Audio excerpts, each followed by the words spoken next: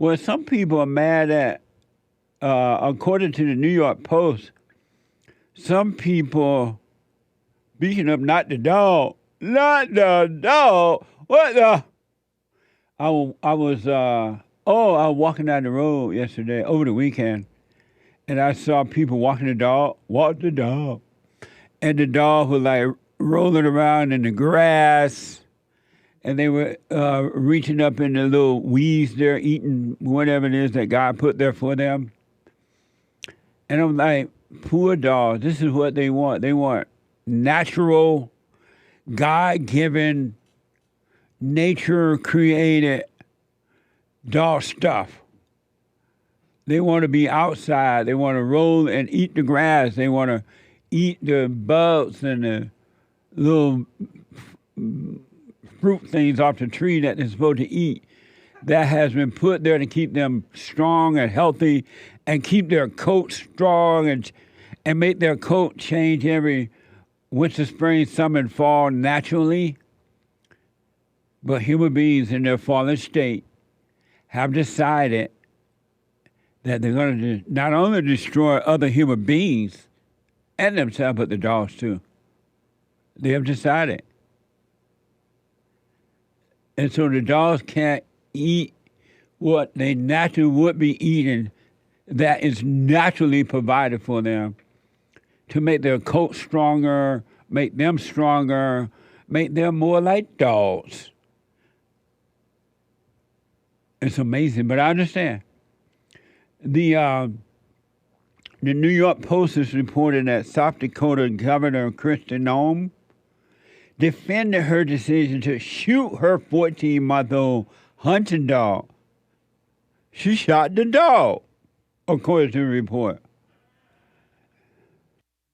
14-month-old hunting dog following a rising tide of criticism after she made the eyebrow raising revelations in her upcoming book. Watch this from CNN.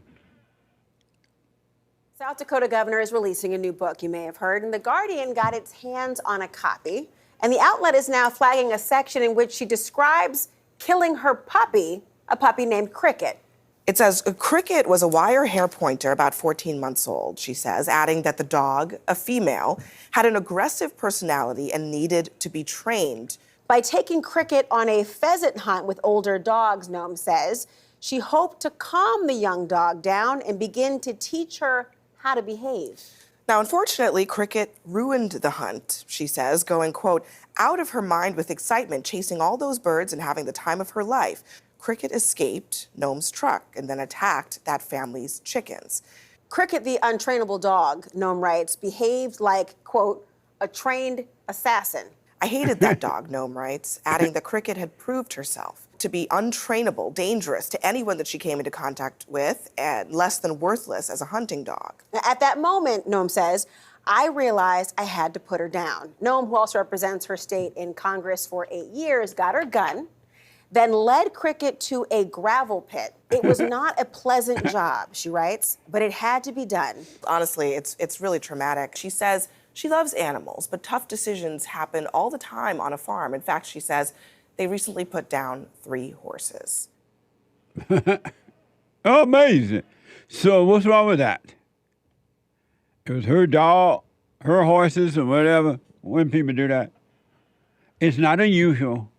And why should anyone be upset with this one individual who had nothing to do with them deal with her dog? And I wonder, would these same people be outraged, quote unquote, if she had had an abortion, 2 or 3 abortions, and killed babies in the womb? Kill the man's babies in the womb. Would they have been outraged? If Kristi Noem had said, you know what, I just decided I didn't want no baby. I've been carrying this baby for the last 6 or 7 months. I'm trying to go hunting. I'm trying to live my life, my body, my choice. I decided I would go over to the ditch and dump this baby in it. Would they have been as upset?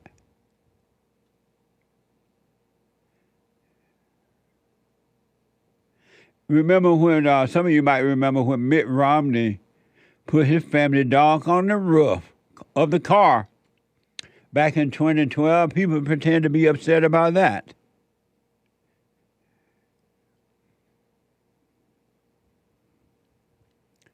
Or do they get upset when they sit and have a chicken dinner? Somebody had to kill the chicken. I remember we used to kill chickens for breakfast, lunch, and sometimes dinner. Go out to the chicken coop, chicken house, catch a chicken right in the neck, ooh, and right in the neck off and let the chicken fall over on the ground and flatter around until it died. And then we put it in boiling hot water and take all the feathers off. Amazing. So here's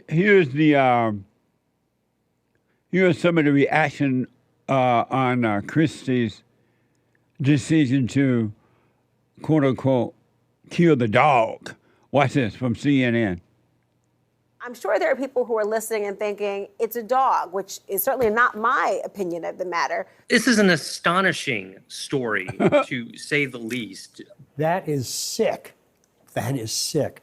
I mean, watching everyone's faces while that was on, I mean, everyone's blood is boiling. I am one of these people that not only loves animals and has always had pets, but just prefers them to people. We don't deserve them. Initial reaction was, how stupid can you be? Yeah, I mean, there's a special circle of hell that's reserved for people who mistreat animals. It's a real window into it.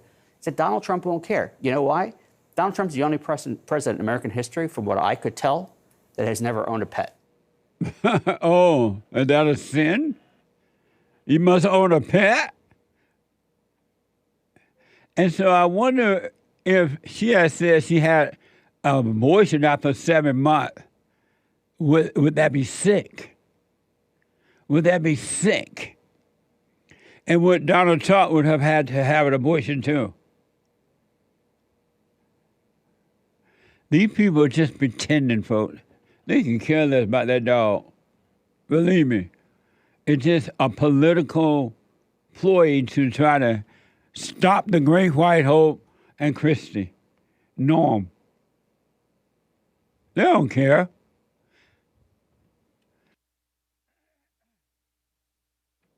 How can you care more about shooting a dog than you care about killing a baby in the womb? Why is it an animal more important to you than a dog? I mean, than a human?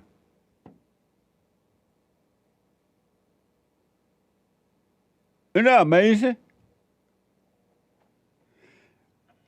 I remember when they had a fit over Mitt Romney putting that dog on the roof. According to Wikipedia. Check it out. What a mess. Grandpa tell me about the good old days.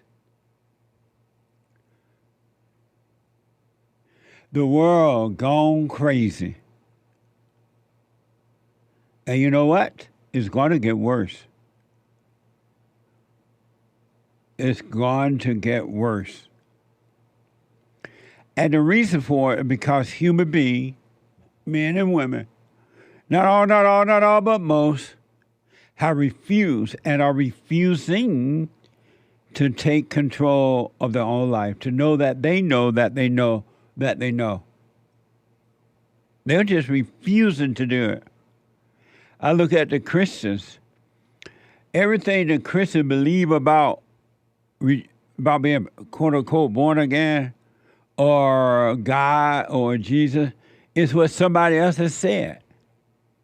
And they have all these fancy words. My Lord and Savior, Jesus Christ. My Lord and Savior. I love Jesus. And so are you still unhappy? Yes, I'm human. What some of you may have heard of this story from Fox. John Evans, about this guy in D.C., I believe. Yeah, D.C., where another one of his sons was killed. And people asking the mayor of the city, are you going to go and talk to John? She ain't got time to be talking to John about what? At least he lived in my district, but what am I going to talk to him about? Anyway, Fox reported John Evans is the father of a 14-year-old Avon Evans, who died April 4th after authorities say he was shot and killed in Northeast D.C. Avon's death comes 8 years after his older brother was stabbed to death. Here is Mayor Muriel Bowser, whether she planned to meet with the Evans family at all. Watch this from Fox. Evans' 14-year-old son, Avion, was killed on April 4th, nearly 8 years after his older son was stabbed at the Deanwood Metro Station in 2016. The Evans family went through another loss last May when another son was shot on M Street. I don't talk about my discussions with families. But and respectfully, I'm not asking you to divulge in any conversations, but do you plan to meet them at all? No. Can I ask why? I've answered your question. Any other questions? John Evans tells us he is disappointed in that answer. Now, he has heard from someone with the Office of Neighborhood Safety and Engagement. What do you want? Why should, and this woman is a Democrat. I don't agree with anything that she's about. But why does she need to meet with him? It's because he was living in her district. She didn't tell him to live there. And if she met with all the killing in these black communities, she'll be meeting all day, just doing nothing there but meeting. How about moving your family out of those areas? This woman is not responsible for your family. So I don't know why anyone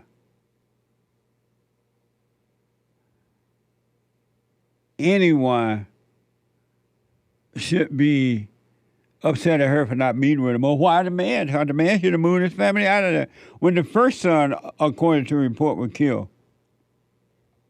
I saw this very, very interesting story on 60 Minutes last night. I only watched one of the stories. I normally don't watch 60 Minutes. I kind of check in and see what headlines they're going to be dealing with, and then I pick the one that I may be interested in. And I saw this one about veterans and their children. How the men who have been into these different wars and they come back with what they call, the world called post-traumatic stress disorder. I'm going to comment on that in a minute. But it was very, very interesting how the men come back traumatized like that and the effect it has on the family, on his children. But ladies, do what you want. And I know some of you are doing it because you want attention, you want money. Stop putting your business out online. You shouldn't be putting it out there, period, but especially online.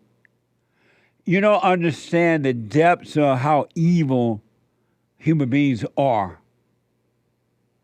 And all human beings, there's not one that's not evil until they start to work on themselves to overcome evil with good. And human beings get a thrill out of hurting other human beings. They call it life. They have no love, and they can care less for you. So stop putting your little business out there. That's my best suggestion, but do what you want. And women are putting their stories out there like neither going nor. They need men to guide them away from this kind of stuff. Here's from X. Many women are sharing their stories online of their partners abandoning them shortly after giving birth. Watch this from X. I was struggling with postpartum depression, So my partner thought that I was asking for too much when I was asking him to be home and spend time with me and love his son and be there for me. But because I wasn't doing the dishes or doing the laundry or making him food, I wasn't a good enough partner and I was asking for too much. And he didn't want to do things like boyfriend girlfriends do. Like, he didn't want to snuggle or cuddle or love me or tell me that I was beautiful or tell me that he was proud of me. And if he sees this or if his friends see this, you know that I'm right. You know that's exactly what happened. I have the most beautiful son. But I'm still postpartum depressed. I'm still struggling. So I hope he's happy. But why would a man want to say and deal with that? All that stuff she's doing is not even necessary. And she's doing it to get false sympathy. Ain't no man got time for all that. Cut that out. And he is not responsible to stay home and hear you carry on like that. That's evil. Who want to hear that? Ladies, cut that out. You don't have to do that. If you didn't overreact to whatever postpartum depression is, if you didn't overreact to it wouldn't be like that. And then you want some man to stay home and watch that mess. He's not responsible for you. You're responsible for you. And ladies, so I'm thinking of this baby that she was holding there. Just think about how traumatized that baby got to be spiritually. Innocent baby she's holding in her arms, and if she doesn't change, all that emotional crap. I'm postpartum. If she doesn't change, she's going to destroy that baby and recreate that innocent child in her image. And women, not all, they love getting a reaction.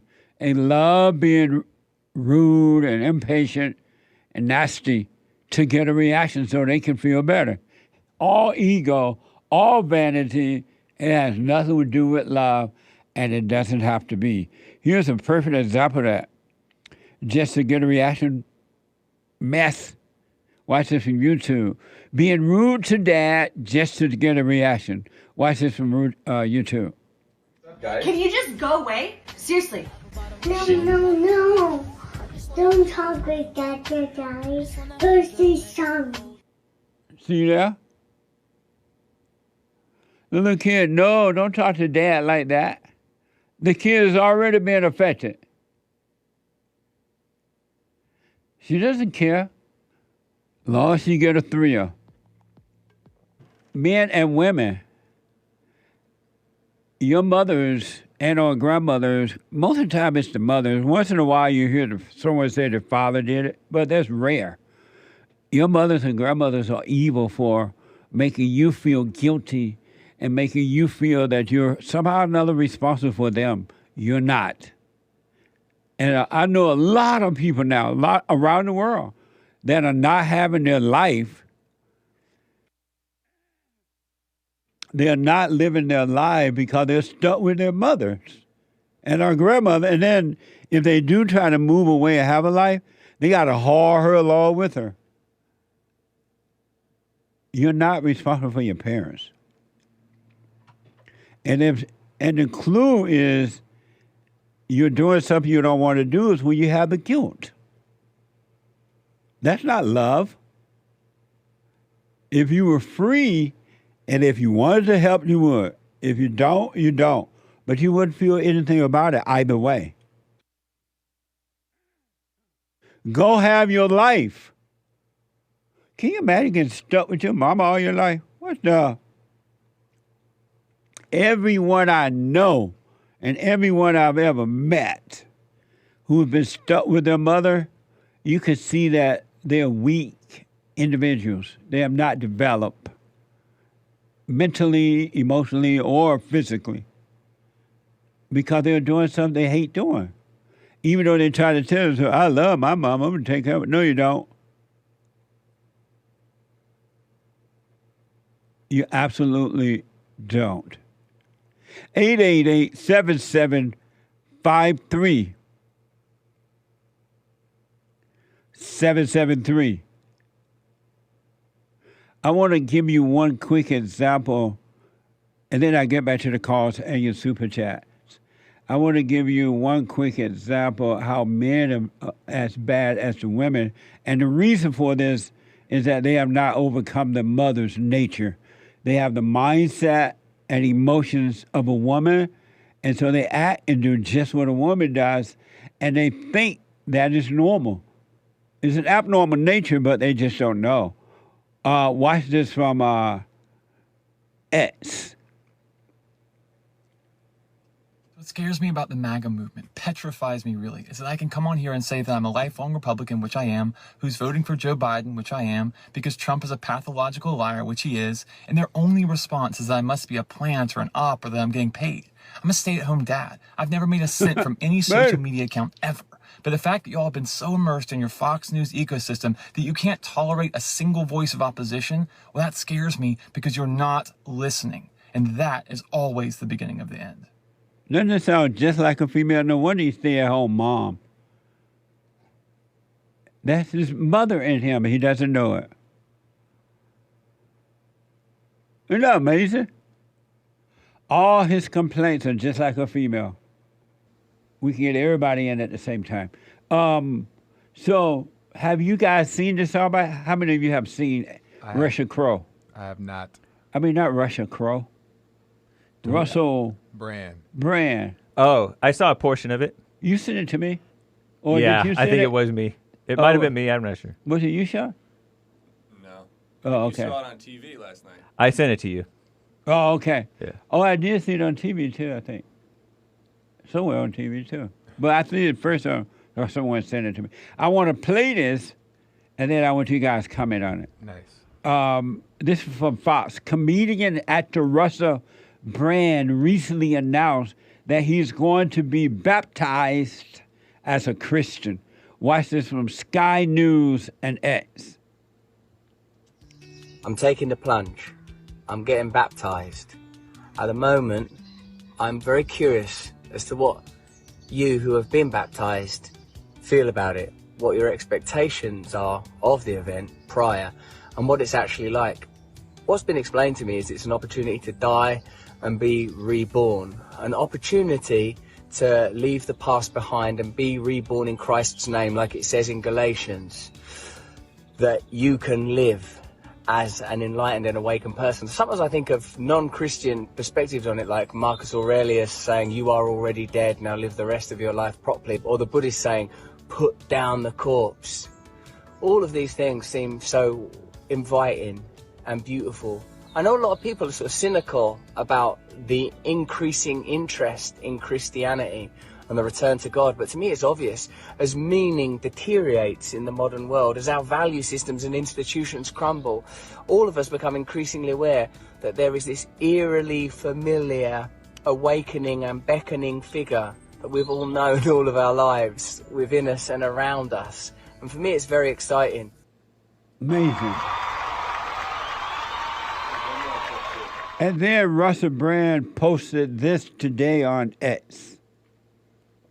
And I haven't seen this one. Yesterday I got baptized and it was an incredible, profound experience, and many of you will have had your own experiences of baptism and will therefore know what I'm talking about. The truth is this: as a person that has in the past taken many substances and always been disappointed with their inability to deliver the kind of tranquility and peace and even transcendence that I always felt I've been looking for, something occurred in the process of baptism that was incredible, overwhelming, literally overwhelming, because I was obviously underwater and it was the River Thames at some points. So I felt changed, transitioned. I feel as if some new resource within me has switched on. For me, I've made the decision and I know what the decision is. I've made it for myself and I pray that it will be relevant to my family, in particular my children. My wife's Catholic, you know, she's already made her own choices in this life, including this one. This is new for me. I'm learning and I will make mistakes, but this is my path now. And I already feel incredibly blessed, relieved, nourished. My resources are coming from somewhere else and someone else now. I love you so much. I'm so grateful to be surrendered in Christ. Amazing. Joel, you say? I think that the mind is a very powerful thing. Speaking to the mic. I think that the mind is a very powerful thing, and I think that it makes, we can believe anything and be convinced by it, whether it's true or not. And I think there's an excitement that he has about this thing, and then like the teaching of the world of what it means to do all these things. And I had got baptized at one point like he did in the water and at church. And in that moment, I thought that it was like something good. And, I felt a little something, or at least I thought I felt a little something. And it was just based off of a teaching that I heard. And at least it's in the right direction. But I think that, I don't know, it's kind of just like it seems like a hippie, like emotional type of stage of Christianity, like the first steps of what people think it means. Hassan, you say? Amazing. I love it so much. And why? Because he's like he's kind of like a thought leader in the culture, and he's like A what? Thought leader. A thought leader? Yeah. Oh, that guy's a thought leader?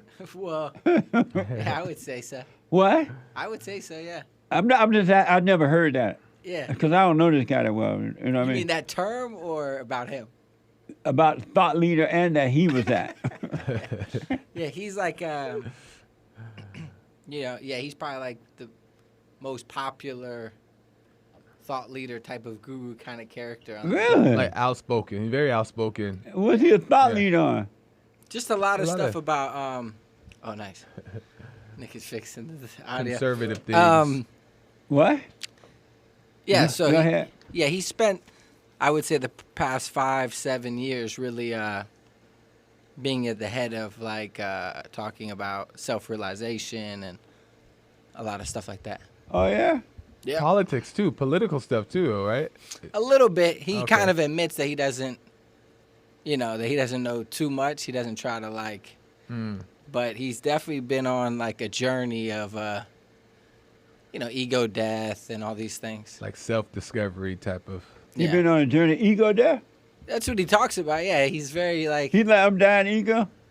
I don't know. Yeah, I'm he not says too- all. I'm not He's too familiar. yeah. He talks about this stuff. Oh yeah. Yeah, and he's big. So for him to be talking about, my point is, for him to be talking about Christ now and Christianity, I hear what Joel's saying. I agree. It's probably a little bit of maybe some thrill, but I still think it's good because a lot of people listen to him, and the fact that he's bringing it back to Christ now after his long journey of everything else he's tried, it's good that that's where he's ending up.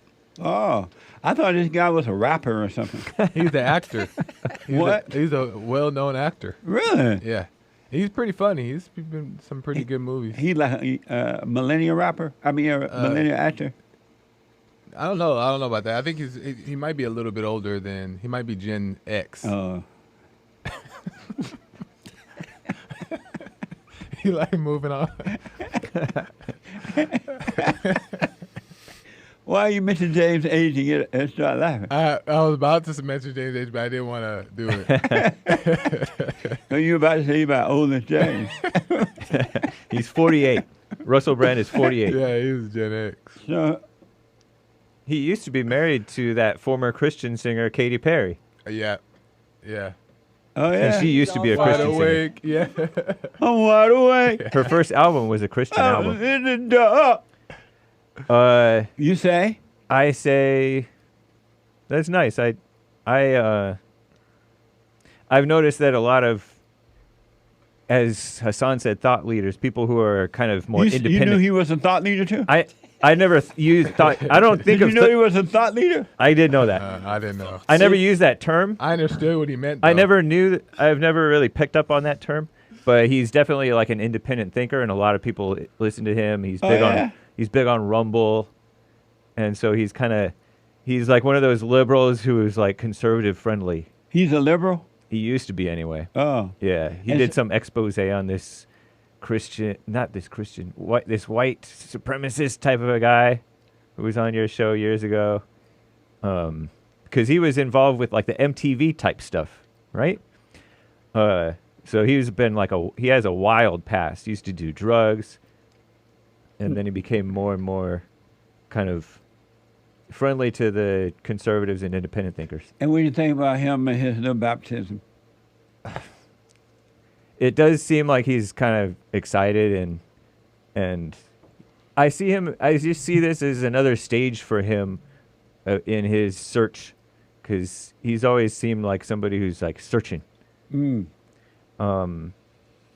And also he is very public about himself and his life. And Seems why? Because people follow him, and so when you have a lot of followers, why not stay public? I think you get that sort of rewarded, if you will. If people are watching, then people he's love gonna, hearing his business. Yeah. Oh. And so you say, what about the baptism because of time here? I don't know. It's nice that he kind of knows what it's supposed to symbolize about dying and then living. But I don't quite get it, and I don't know if he really gets it. Who was that man he quoted? Marcus Aurelius or something like that? Yeah. You're going to have to ask somebody who knows. I bet Sean would know. I don't know much about history. Don't know much about history. Don't know much biology. Don't know much about algebra. Don't know much about the French I took. But I do know that I love you. And I know that if you love me too, what a wonderful world this would be. Yeah. I largely agree with everything these guys have said. I think it's pretty great. At least he's not converting to Islam, you know.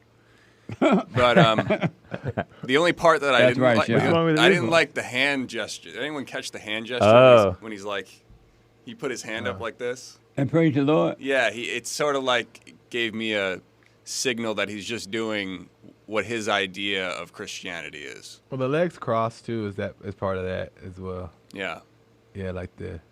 But he also, being a thought leader, like... Did you know he was a thought leader? I did, yeah. He's extremely popular. And he doesn't just talk about himself. He talks about culture and, like, cultural issues. It's not always just about himself. Oh. He talks about the world and what's going on in the world. Because he's thinking about things. Yeah. Nice. And, yeah, I don't see anything wrong with it, you know? It's, I just didn't like the hand motion. Yeah. The hand motion threw me off. Okay. I think it's a step... Go ahead. I think it's a step in the right direction, for sure. Like I said, I think it is like that new stage of Christianity where it's a little emotional, and then you get excited, and you feel like you're a part of something that's life-changing. So I understand those emotions, but it's just like a little bit of a thrill. But I think it's a step in the right direction. What do you say about it, Anchor Baby? It was interesting you said that he thinks that people are looking. That's why there's this resurgence of Christianity. I've noticed a similar thing, a sort of resurgence. He said that people are looking? He said that they're seeing the world is empty. Oh. What's being offered. I think that's somewhat true. I'm not saying that everyone who's... I think they are saying there's something empty, something's missing, so they're looking for something. I'm not saying they're finding it. You know, they'll go find a baptism. They'll go find some emotion. But how come I can't see the Anchor Baby? I'm off here. I don't want to be all up in their grill. I can't sit. It's just not possible. Okay. He's in the red. Oh, I'm loud. Okay. Just Go ahead. Watch those levels.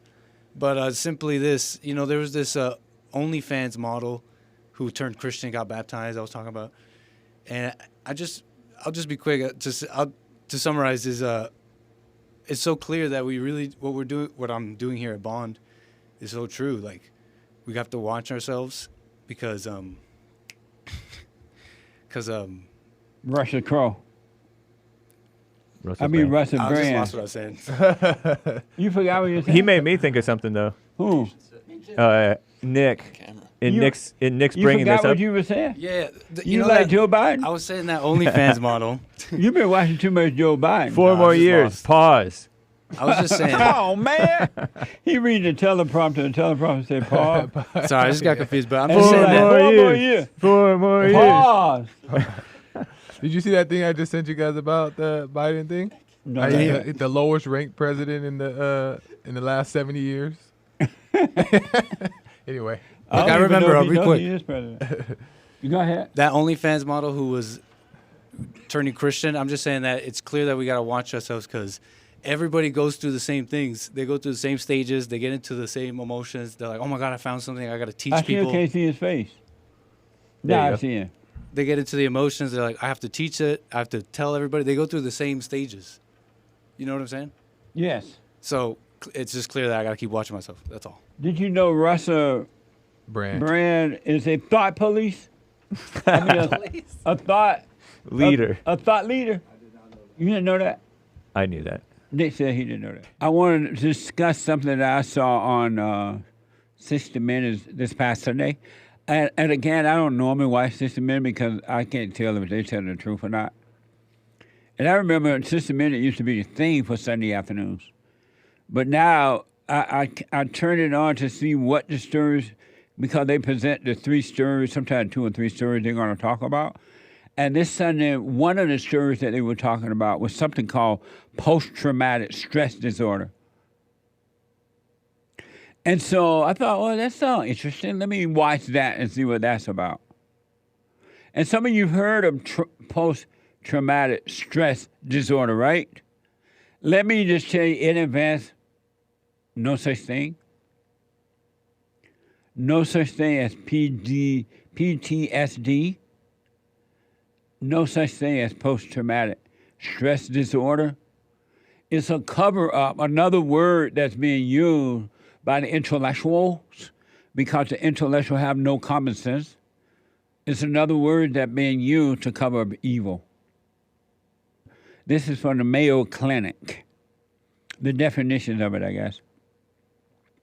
Post-traumatic stress disorder, better known as PTSD, is a mental health condition that's triggered by a terrifying event.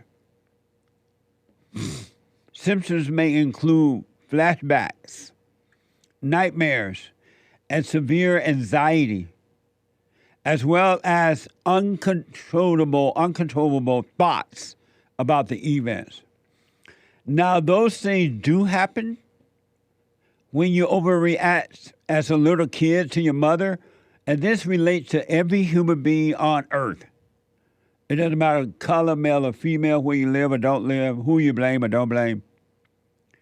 Every kid overreact to mama, and the moment they overreact, they enter into hell. And they said the condition is triggered by a terrifying event. That's true.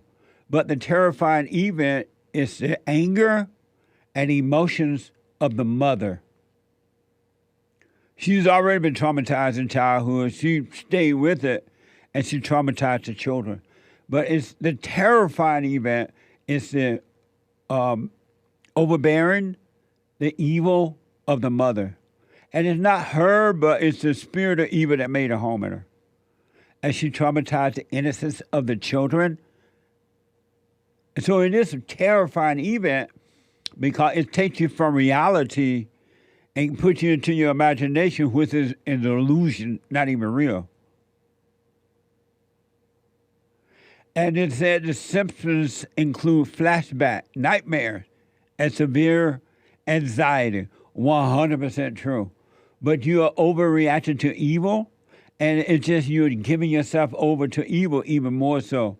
Flashback, the devil reminds you of the past, which doesn't exist, is an illusion, but when you fall for the thought about the past and the emotion that comes with it, you believe that the past does exist, so you overreact again. You think it's still happening, and so you overreact again. But it's not still happening. There is nothing to look back to. But you have memories that are not your own and that come from evil, and you think they're your own, and you consistently overreact because you're having a flashback instead of realizing those are not my thoughts. That's not me remembering that. When that happened then. That's not happening now. You got to come back to the Father. And so as the story goes, according to CBS, 2 million Americans served in Afghanistan and Iraq. And that's why I really want to focus on this. I want to really say to the men who have fought in wars, Afghanistan, Iraq, and whatever else war you fought in, and you came back home and they said you were traumatized, and so now you have PTSD. You were already traumatized before you went to war. You were traumatized by your mother, so you were already overreacting to situations. Inside yourself, the imagination, feeling, and outside, overreacting to what others tried to do to you. So when you went to war, it was just a continuation of what you were already doing, and you didn't know it. Because if you had been told as a kid, don't overreact, don't get angry, you would have gone to war and you would have defeated the enemy at the war, and you would not have been traumatized at all because you understood. You've been able to see what was going on. So I want to say to the military men, drop your anger. You don't have to live a life of so-called post-traumatic stress disorder. You could be free, but you got to drop the anger. Beginning with mama first. And it started with mama. It didn't start with the military, all right? This is from CBS. Marine veteran Chuck Rothenberry's trauma from war impacted his family. The couple's oldest, Christopher, tried to help his dad and shield his sisters. As his responsibility grew, so too did the stress. And he says he attempted suicide when he was 12. Watch this from 60 Minutes. About 600,000 Americans came home diagnosed with post-traumatic stress disorder. And what we discovered is that children very often suffer from the same symptoms. I was just worried about a lot of different things. And it kind of evolved into kind of like a helplessness. It's taken a long time to hear what I've caused with my family. You know, being in a fog of symptoms. It's not like a cold where you know you're sick, you can take your temperature. But because the way it happens inside your mind, I think everyone, or a lot of folks feel, I'm not crazy, you're crazy. And it takes a while to fight through and recover before you even have a concept of how bad it was. Not true. He didn't do that to the family. Before he went to the military, he was already screwed up by his mother. And while he was in the military, his wife screwed up his children. He didn't have anything to do with that. It was already done. And the wife sitting there looking like Satan, pretending she's innocent. She's not. She's not innocent. That was done before that man got home. And yes, it was done to him when he was a kid by his mother. He went over to the military, overreacted to the situations over there. But when he came back home, Christopher was already screwed up. Because his mother didn't know how to deal with it. She doesn't have love. She doesn't have patience. She doesn't have... And she's sitting there looking so innocent. The devil's done the damage. And now the devil's sitting there looking like it had nothing to do with it. It happened in the military. No, it didn't. It was just an addition to what had already happened in the military. It's like when you are born into a family, you're screwed up in the family. Now you go out and you start meeting other people. They meet you. You were already screwed up. They didn't do that to you. And the son is overreacting because he has the mother spirit. And speaking about her son, Liz Rothenberry said, he was becoming almost like my husband. He was becoming almost like my husband. Every mother made the son her husband. Even if she got a husband in the house, she'll make the son her husband. And she'll run the husband out of the house and make the son her husband. He was becoming almost like my husband. This is that boy's mama, according to CBS. There were times where he couldn't be able, there was times where he wouldn't be able to go to school because he was so stressed internally from everything happening. And I don't think he knew how to process it and understood it and understand it. He didn't. He didn't know how to deal with the hell that his mother had passed on to him. And she made him her husband. Every mother, except for those who are overcoming, make sons their husbands. And they blame it on the fathers or somebody else. This is about wives. This is from media. Being the spouse of a PTSD sufferer isn't easy. Veterans with PTSD get divorced twice as much as vets with the PTSD symptom. The wife is lying. She's lying. Watch this from 60 Minutes. Shannon Foote told us she would be supermom while her husband Denver was away, but she struggled, working, living with her in-laws, raising her son, and watching Denver's tour extended. I don't think the amount of time that he's been over there is fair. Like many other wives we've met, she's also getting help for depression. I wonder how common that is among the other wives. Everyone I've talked to is really pretty common. People don't recognize the struggle that the families go through and the amount of support that they need. You know, if you have met a family that has a veteran and you notice that a spouse isn't present, don't be afraid to reach out a little more. Oh, Lord. Don't be afraid to. She's doing this for the thrill. And understand that PTSD affects the entire family. Absolutely. She's doing that for the thrill, the tears and all that. The hell is in her. And the husband had nothing to do with it. She was already that way. Her mama did it to her. Because if these women didn't have anger, and let's say the husband went off to the military, they would still deal with the children and the wife, and their life perfectly. But they're already angry. They're already stressed, thanks to their mama and the lack of father to protect them from evil, from their mothers. There's a way out. That's why I'm telling you this. Drop the anger. I did why. This is about crime. This is from research.va.gov.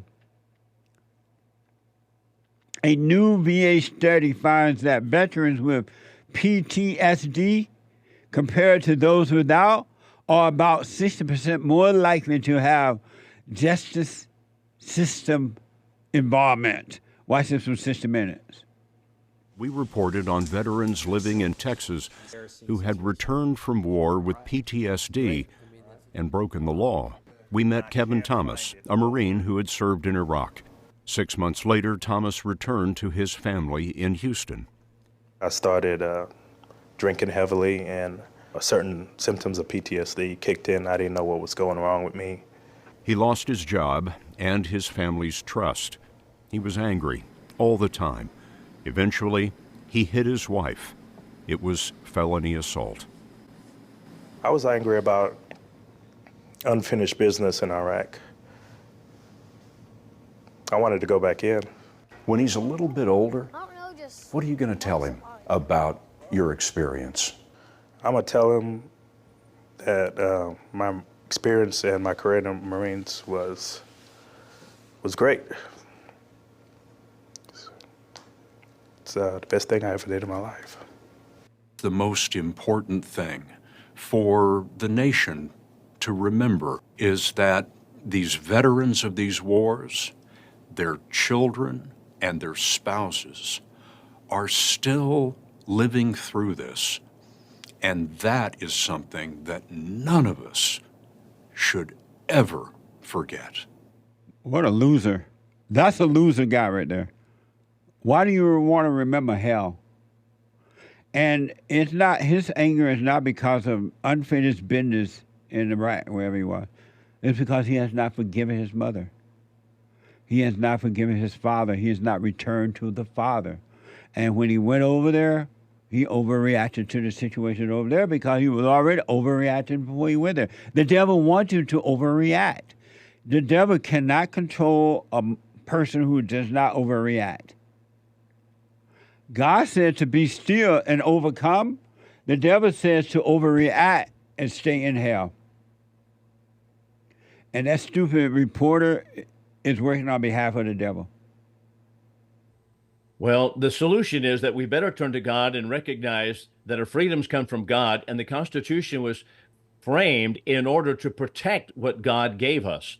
And in order to go back to a constitutional system, I think, in my view, number one, the states need to start nullifying the laws that come out of Washington, D.C.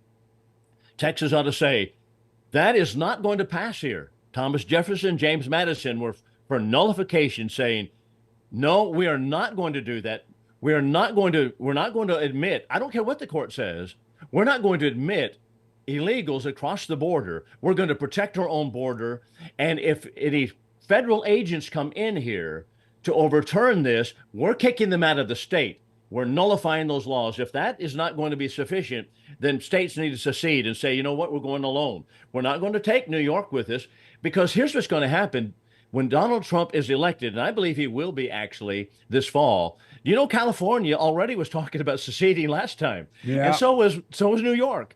They're going to do the same thing. So at least they're talking about it. So that's what I think our plan of action ought to be. The states need to stand up and nullify laws, number one. And we need to do it at a local level. We need to put pressure on Austin, Texas, from a local level here, and whatever state you're in, put pressure on the state legislature to nullify the federal laws that are unconstitutional. We can read the Constitution too. We can see what's constitutional, what's not. Well, so that's what we need to do. One thing for sure, young people don't know about the Constitution. They're not familiar with it. They don't even know what it is. It's mind-blowing to see that. When the devil attacks, it's just one example. There's so many.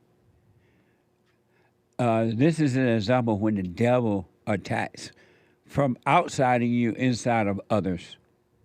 This is from the New York Times. Judge Merchan holds Trump in contempt over gag order and warns of jail time. The former president was fined $9,000 after he broke an order barring him from attacking witnesses and jurors in his criminal trial. Some of you know about the so-called criminal trial in New York.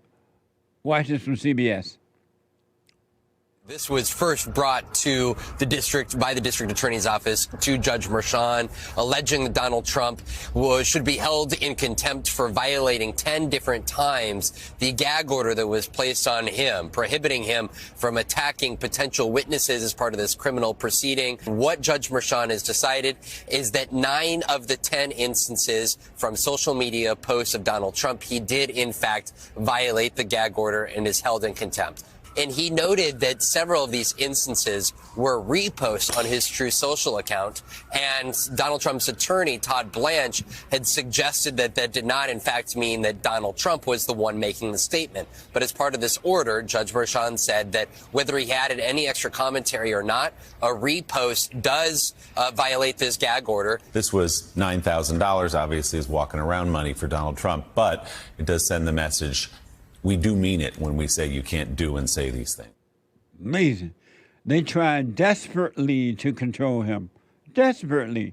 Because the herd cannot stand it if one person escaped the herd.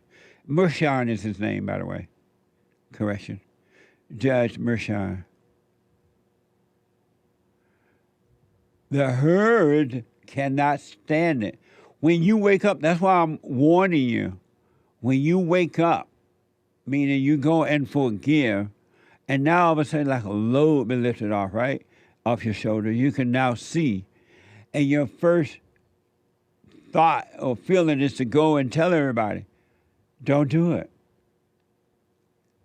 Don't do it.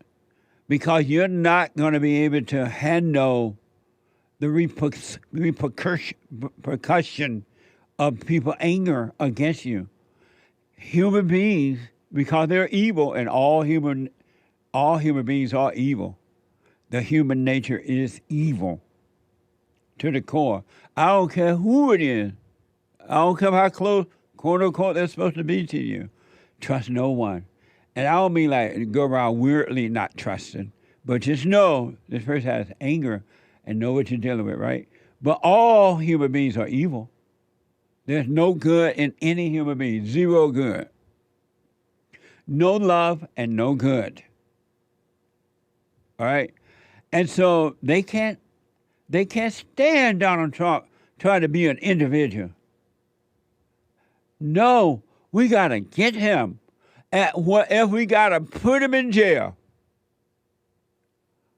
Mama gonna build an army against you.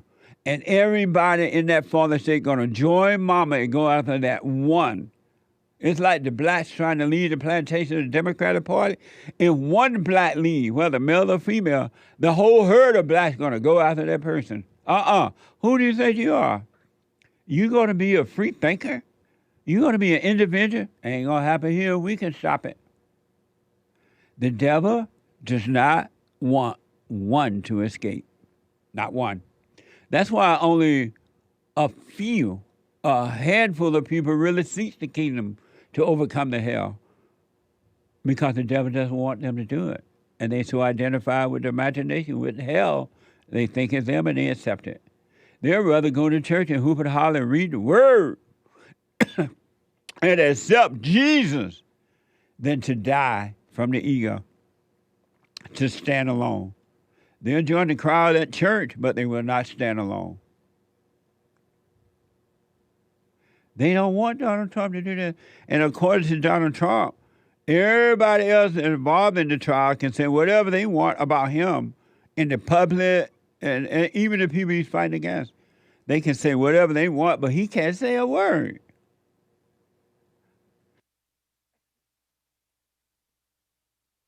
That's what Jesus Christ went through. What manner of man is Trump? What manner of man is this? The wind and sea obey him. It's amazing. You may not have heard, and we played it already this morning, but it's worth playing again for those who are just tuning in. You may not have heard of this story about the great white hope, Donald Trump. It's an amazing story. It's going to make you like smile because you know it's true. This is from CNN. The fascinating story behind a pre-presidency photo shoot with Donald Trump. Watch this, relax, take a deep breath, and just watch it from CNN. My next guest is one of the world's best-known photographers, whose portraits have defined the pages of Time, Rolling Stone, The New Yorker. He goes simply by one name, Platon. There are leaders sometimes who will define history for better or worse. Donald Trump, Benjamin Netanyahu, Vladimir Putin. Platon has photographed all three. In fact, he's photographed more than 40 world leaders, including 3 US presidents. But it was Trump who surprised him the most. What was that setup? What were you saying? I mean, he's way at the back of the frame. This is, I've been told, one of his favourite rooms. It's the boardroom in Trump Tower, where everyone would get fired in his TV show. This is before he was president, before even the election campaign started properly. Yeah. I remember saying to him, Donald, let's just be human. I said, let's be human together. I said, we've all followed your career. No one can doubt it's an extraordinary career path you've had. But there's always something about you. There's always an air of tension and controversy about things you say and do in public. And I'm sure it's intentional on your part, but it feels to me as if you're in the middle of an emotional storm. And I said, I can't live with that anxiety all the time. As a fellow human being, I'd like to know how you weather the storm. He calmly looked at me and he said, I am the storm. Amazing. That's deep. That is deep. Joel said, now he get it. A day late and $1 short. Joel Friday. He was on early. You can listen to the first hour of the show. He was here. Joel Friday. He black. That's deep, folks. Right now, you're looking at life happen through Donald Trump. Are you going to be your life or are you going to be your death? It's your world. You are your world. Why not live life in your world? Choose life. You already have death. You're responsible for your world. You are your world. And everybody else outside of you are responsible for their world. And most people love death over life. They have chosen death. I've set before you life and death. Choose life. Most people don't want it. And they'll get mad at you if you say, oh my God, I've found it. I have forgiven, now I can see. They'll come after you and want to bring you back into death. Death cannot handle the light. The darkness cannot handle the light. And that's what you're dealing with, folks. It's spiritual. They don't know what to do with Donald Trump. It's like when Jesus walked the earth, they didn't know what to do with him. Like, what? Even the people that walk with him no more because they couldn't see. He was one of a kind. You're not going to see many men and women like Donald Trump walking the earth, but you will see some men and women because there are women who are working on themselves as well. I know them. I talk to them all the time. And have no fear. There are two kinds of fear. A fear that is a practical fear. You don't want to go into an area where you know you're going to get robbed or killed or knocked out. Or you don't want to walk across the road without looking both ways first, right? That's a practical fear. You don't live with that. But there's this fear that you live with because you won't overcome your ego nature. You can overcome fear. God did not give you a spirit of fear, but of a power and authority. Look at Donald Trump, and of love. Look at Donald Trump. He's a living example. And some people say, well, I need to see a living example before I can believe. The church is not like that. I don't see nobody doing that in the church. I need to see a living example. They're lying. They're not going to get better by a living example. Donald Trump is a living example, and they're missing it. Well, he lied. He messed with Stormy Daniels. He did this. And have no fear. This was from October. Speaking of having no fear, this, what I'm about to show you now, was from October 16, 1991. And it's in the LA Times. When asked, you remember when Justice Clarence Thomas was going through his confirmation hearing? And they tried desperately. They went and found stuff that was in the grave, trying to stop him.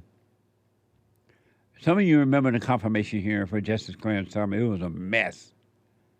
The LA Times reported when asked if he would withdraw his nomination before the vote, Clarence Thomas said the following. Watch this from C-SPAN. Judge, you're here, though. Some people have been spreading the rumor that perhaps you're going to withdraw. What's Clarence Thomas going to do? I'd rather die than withdraw. If they're going to kill me, they're going to kill me.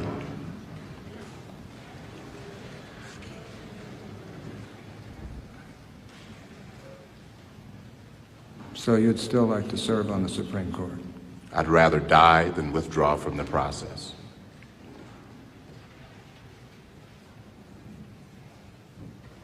Not for the purpose of serving on the Supreme Court, but for the purpose of not being driven out of this process. I would not be scared. I don't like bullies. I've never run from bullies. I never cry uncle, and I'm not going to cry uncle today, whether I want to be on the Supreme Court or not. What a man, what a man, what a man. What a mighty good man. Amazing how they don't make them like that anymore. Amazing. Amazing.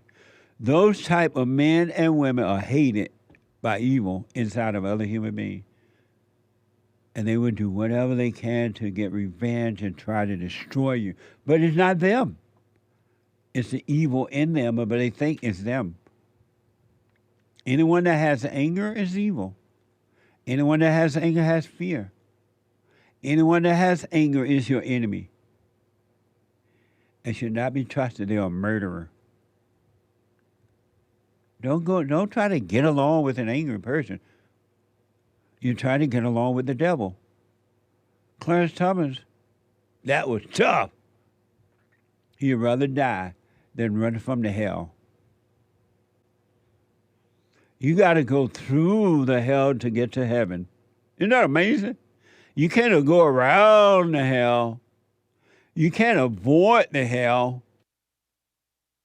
You got to go through the hell to get to heaven. You got to be like what my producer told me about the buffaloes. It looked like when I used to watch cowboy movies, I remember seeing buffalo go through the storm, but it didn't register. But he reminded me, you know what, Jesse? Buffaloes, when they see a storm coming, they don't run the other way. They run to the storm. You got to be aware of the storm inside of you, the hell, and you got to go through it and become the storm, as the great white hope Donald Trump said. And you can do it. Trembling in your boots, you can do it. You're not your fear. You're not the anger. You're not the drug addict. You're not the alcoholic. You're not the lonely one. You're not the that. You're not this. You're not a drag queen. You're not a transgender. You're not a homosexual or a lesbian. You're not a child molester. You're not a robber. You're not a murderer. You're not a rapist. You're none of those things. God knows that. He's not telling you that you're those things. And if he's not telling you that, who is telling you that? You're not telling that to yourself. You're not saying that to yourself. You repeat it after somebody else keeps calling you that. Well, I'm an angry person. I'm an alcoholic. One of the dumbest things that ever happened, among many, to a human being is to go to a drug class or an alcoholic class and stand up and say, "My name, I'm an alcoholic." Are you a fool? You are identified with the enemy, with the devil, and calling him you. And then they tell you, you got to say, you're never going to get over this. You're always an alcoholic. You're always going to be a drug addict. Now you're afraid to take a drink. You see that beautiful glass of Merlot wine being passed around at the party, and you look over at it, and you be like, Lord, I'd love to have a glass of that wine. But the devil said, but you're an alcoholic. And you think it's you, and it's not. So as a man thinketh, so as it is. He is, or she is. You're none of those things, folks. You don't even know who you are, but at least know who you're not and what you're not. They got you cutting off your body parts because you say you feel a certain way. It's just a feeling. It's not you. You're not your feelings. But once you start claiming and naming it, now you become it.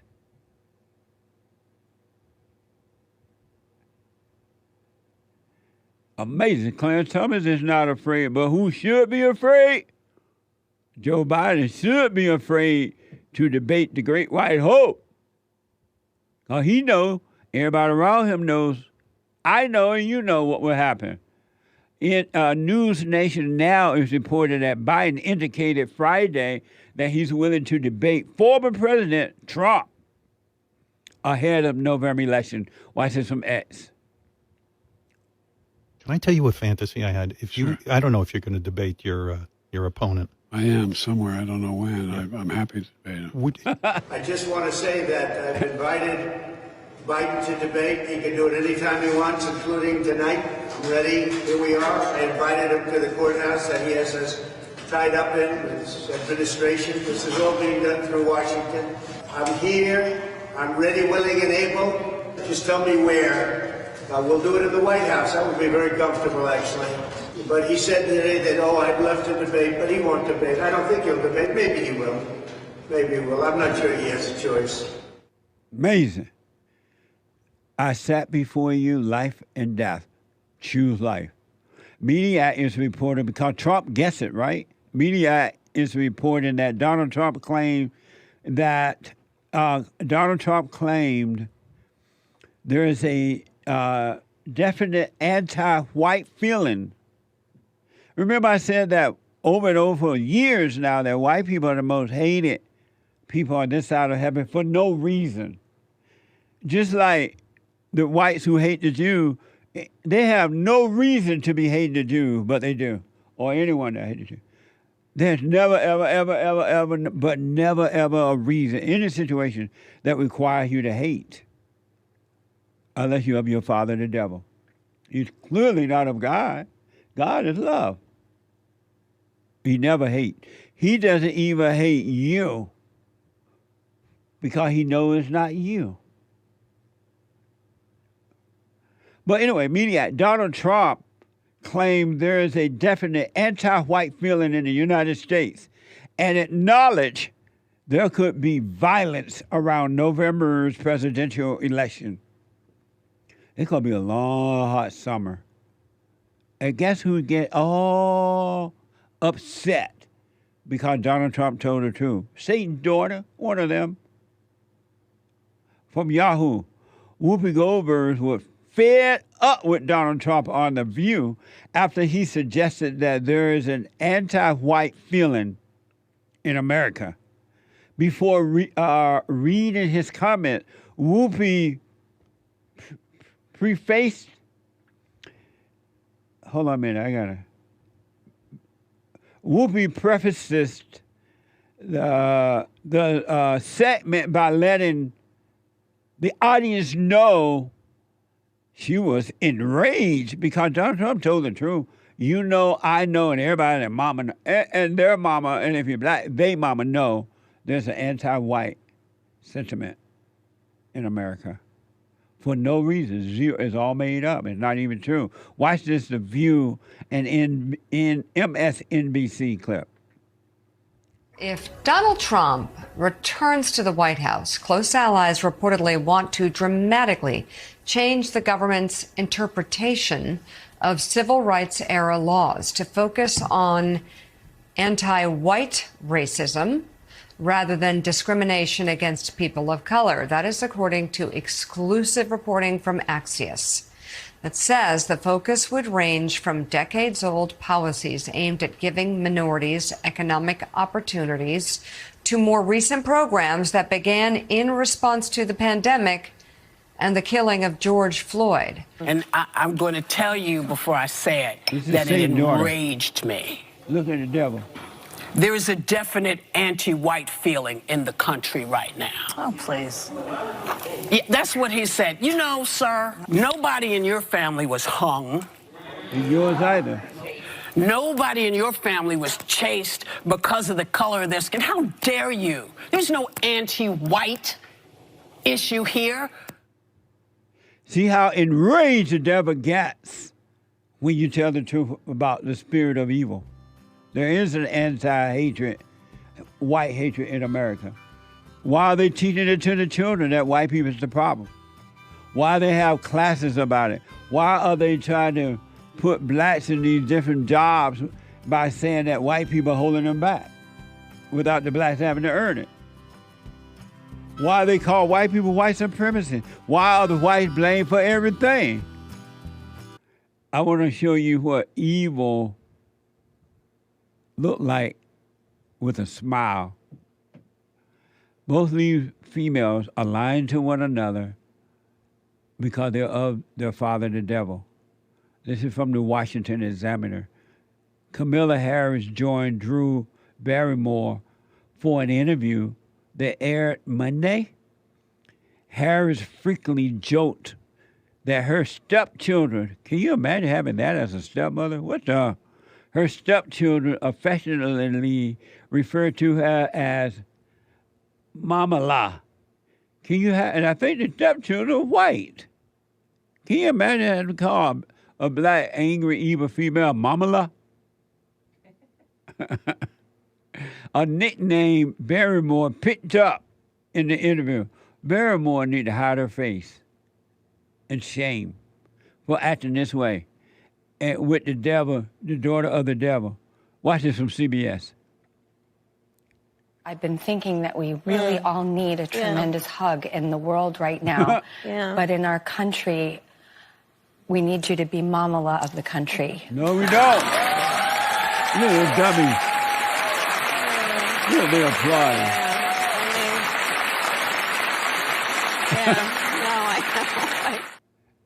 She need more Mamala. We need less Mamala. That's the problem, heifer. No more Mamala. Return to the Father. Look at the hell Mama caused. And look at the hell that's happening in the nation as a result of Mamala taking over. Women are taking over every aspect of life. Not taking it, it's being given to them. And nothing but hell coming through it. Why do you think those people marching in the streets saying, death to America? And if I notice one thing, now, I don't know how many universities, but I noticed that most of the universities are headed up by females. Look at what's coming out of hell. Death to America and death to Israel. And the female are like, all right, we'll give you till 12 noon to get out. To stop. Stop about 2 p.m. They ain't stopped yet. They ain't scared of mama. They had enough mama already. Where is daddy? Where is the authority? God in Christ, Christ in man, man over woman. Where's the authority? There is none. You turn it over to mama.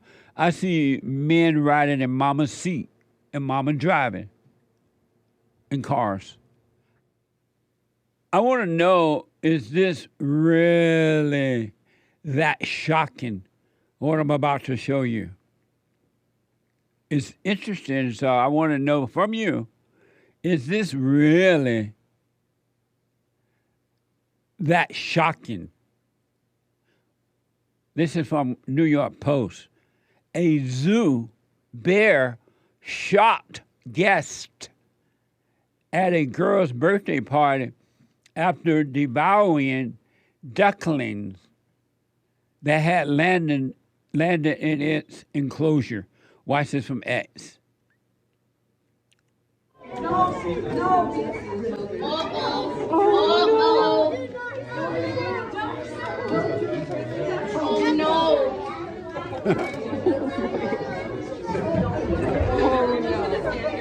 Oh, there he goes.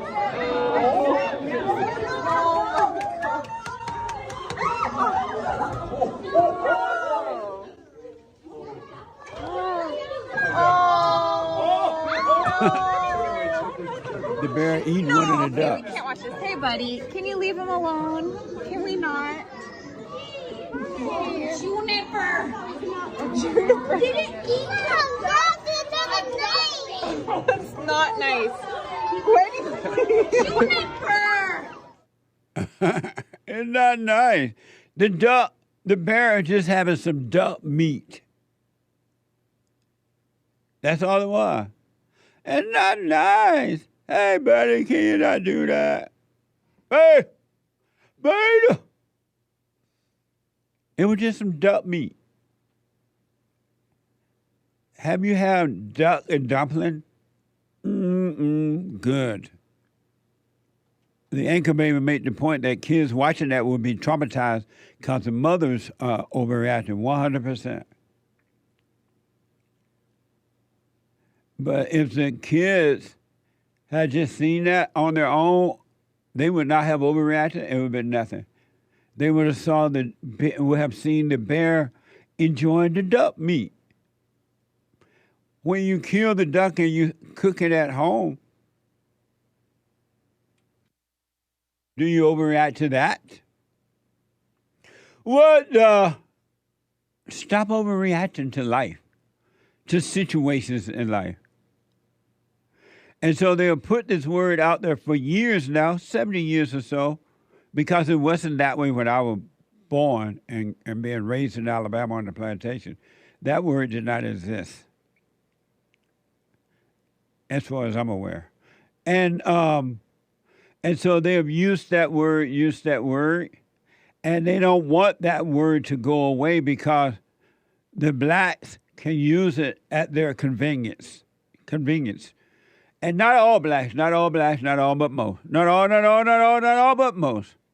They use it when they want to get away with something, when they want affirmative action, when they want more money, when they want to get into the white people's school without earning their way, when they want affirmative action, when they want to be working as a pilot or air traffic controller without knowing what they're doing. They use the word racism because they know the white man is afraid of that word because the white man has the fear of losing something. The white man has a fear of losing, being called racism or losing material things. And so they use it, the blacks use it at their convenience because 99, but not all of the time. Most of the time they can get away with it. And here's an example of that. This is from the Guardians. According to this report, it's another race host. The Guardian is reporting that a high school athletic director suspected of using artificial intelligence to create a fake racist recording of a principal has been arrested by police. Watch this from NBC. Pikesville High School students are frustrated with the scandal amongst their school leaders. They've all heard the audio clip that sounds like their now removed Pikesville High School principal, Eric Eisworth. The clip posted to social media includes racist and anti-Semitic insults about students. I seriously don't understand why I have to constantly put up with these dumb here every day. How hard is it to get these students to meet their grade level expectations? Between these ungrateful black kids who can't test their way out of a paper bag. And don't let me get started on DJ. I'm going to drag his black out of here one way or another. And if I have to get one more complaint from one more Jew in this community, I'm going to join the other side. I'm just so sick of the inadequacies of these people. Now, county leaders believe it was AI generated. From the very beginning, we have expressed our concern about the disturbing audio that shook our communities here in Baltimore County. Darian originally denied involvement, but police have now connected the email address that sent out the audio clip to Darian's grandmother's home in L.A. Detectives found former athletic director 31-year-old Dazon Darian to be responsible for the clip, believed to be retaliation after finding out his contract would not be renewed after terminating a coach without approval and allegedly paying teachers under the table for helping him with his job, which is the subject of an internal audit. Amazing. See there? They're using this word because you are afraid. And when they are unable to earn their way, they'll use that word. When will you overcome internal conflict? When will you overcome internal fear and hostility and all that crappy emotions? Christ came that you may be free of that. He did not come that you may have emotions. He came that you may be free of emotions. Christ, as is his Father, are dispassionate. They're not passionate, emotional spirits. Anyone that's emotional like that, you're afraid, you have this worry and doubt, and you're worried about this and worried about that, you're of your father, the devil, and you have no peace. These riots that are happening on campuses, universities around the country, this is a test. It's going to get worse. The women are being used to usher it in, to bring it in. And the stupid males are following the women, just like Adam followed Eve, and look what happened.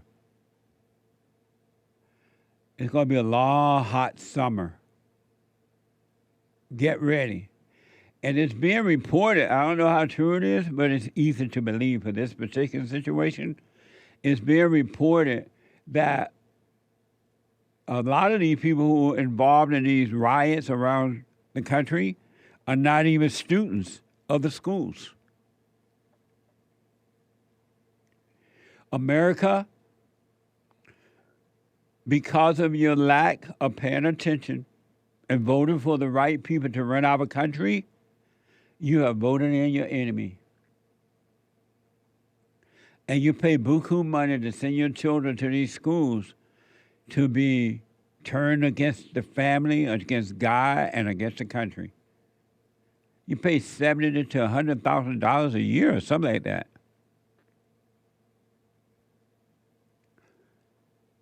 And my producer made the point that America is crumbling before our eyes. Right in front of us. It's weird to see it too, but it's interesting. I understand it. LA Times has reported a massive police operation breached UCLA pro-Palestine encampment and makes arrests. Watch this from ABC. A lot more commotion now within the confines of the encampment as LAPD is now retreating. LAPD is now retreating from the encampment. Running. They're retreating from the encampment. There are encounters with protesters. LAPD now scuffling with these protesters, the supporters who have shown up on that staircase. They are now fist to fist with some of these protesters as they try and make their way down the staircase. LAPD is retreating from the encampment as the crowd has converged on at least 36 officers who were apparently holding that skirmish line. That skirmish line is not holding, and those officers now retreating as they are being pushed out completely out of the encampment by no less than a couple hundred protesters. Amazing. This is at UCLA in the United States of America. Did you ever imagine you would see this? And why shouldn't we see it now?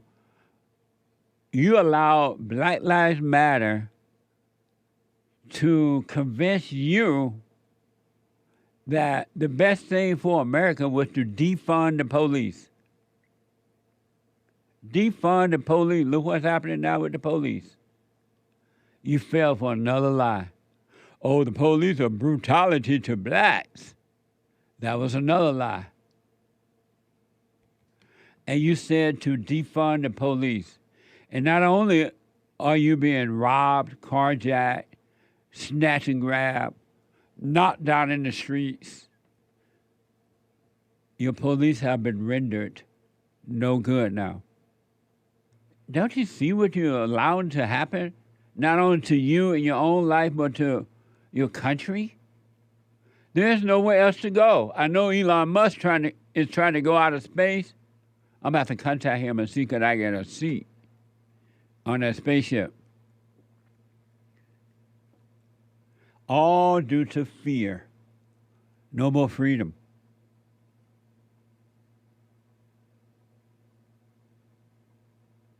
Here's where Charlie Kirk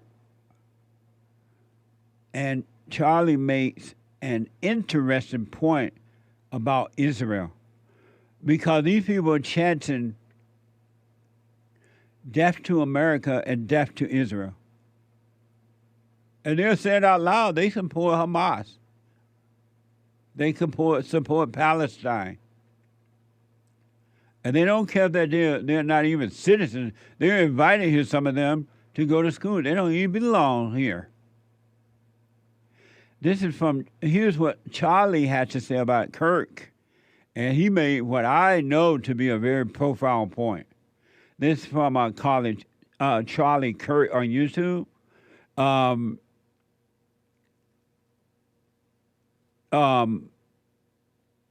It's on YouTube, a video titled, Why I Love Israel. Watch this from Charlie Kirk. Last year, Turning Point USA hosted the Young Jewish Leadership Summit, during which you said, so a Christian that's not pro-Israel, I doubt they actually love their Bible. And I will stand by that statement. So who are you to question the faith of Christian Americans that don't support a foreign country of a different religion? No, I definitely stand by the statement. But let me ask you, what religion was Jesus? What did he believe? Yeah, well, obviously he was Jew, but modern day Judaism is Hold on. really... Time out. No. Where was Jesus born? Well, somebody say he was the first Christian. Well, hold on. Time out. Well, where was Jesus born? Why does that matter? Well, do you know? Why does it matter? Okay, yeah, you're obviously not a Christian. You don't know where Jesus was born. He's born in Bethlehem. Okay. In Judea. And he was raised in Nazareth, and he walked on the water in Capernaum. What country are those places in right now? What does it matter? It does matter. You know why? Because when I went to Israel, I came in contact with a living God that walked on water and rose Lazarus from the dead. When I went to Israel, I saw the Bible come to life. When I went to Israel, I saw Abraham, Isaac, and Jacob, and Sarah, Rebecca, and Leah in the Hall of the Patriarchs. When I went to Israel, what I read as Bible stories popped open. And I said, this is the Word of God. This is real. These are not fairy tales or fables or things that we tell our kids. Christians who turn their back on Israel, it says in Genesis and Romans and First Thessalonians, Paul said, you will bless the Jews. If you bless Israel, you will be blessed. If you scorn Israel, you will be scorned. And I will defend the Holy Land, the place that let me see where my Lord and Savior lived. And I will not apologize for that. Thank you very much. Amazing. Amen. Absolutely true. That's why I said, and I've gone to Israel, and even I didn't go the second time with the crew from Bar, but we made 2 trips over there. And when I went, because I grew up loving Israel, when it was known that if it wasn't for Judaism, there would be no Christianity, right? We were one. And I grew up wanting to go to Israel. And when I went, I couldn't believe the opportunity came. I went and walked through the Bible in Israel. The things I had read in the Bible, I walked through it in Israel, and it was amazing. We got baptized over there, where I performed baptism over there. It was an amazing trip. And I said then, if I was God, and I'm not, as far as I know, if I was God, and one of the requirements to go to heaven, if that's where you want to go, most people want to go to hell, you have to have gone to Israel first. You're making, but do what you want. I understand. Stay in your hell, be brainwashed, and do what you want. You're making a horrible mistake on your own life, your own self, as an individual, as an adult, to turn against Israel. But do what you want. Charlie Kirk is absolutely right about that. Why don't you go to Israel so you can see? Now, I know most of you hate Christianity, too. You've been brainwashed about that as well, as this young man sounds like he is, that was asking the question. You're doing exactly what Satan wants you to do, is to turn against Israel. Amazing. I want to play a quick soundbite and have you respond to it. All right. It's somebody said, go home to mom. Go home to your mama. This is from Forbes. At his campaign rally in Wisconsin, Trump responded to a heckler who interrupted him Watch this from RSBN. Where did he come from? All right. Thank you. Go home to mom, right? Go home to your mom. Trump, no. Thank you. Thank you very much. Say hello to mother. Oh, she's going to be angry because she's watching right now on television. She's watching on television. She's saying, that's my son. Now, think if I read my teleprompter and I'm going, well, let's see, because of the weakness in the economy, I'd like to apologize. Pause. Pause. Pause. What was that? That's unbelievable. Pause. You know, I was watching it. I said, that was weird. You say? Oh, God. You say? He has so much more energy than sleepy, crooked Joe Biden.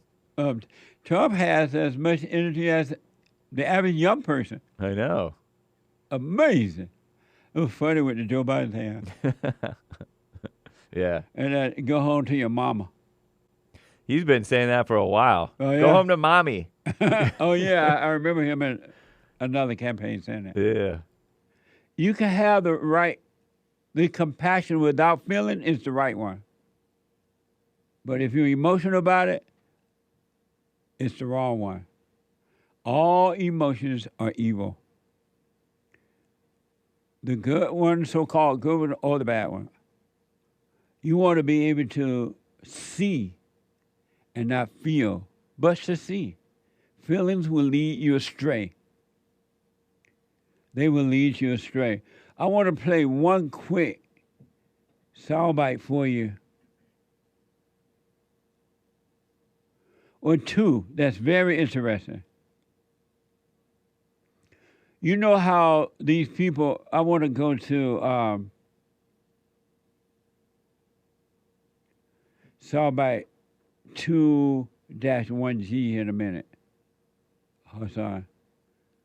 You know how the haters of America are destroying their own country and being headed up by people who hate America?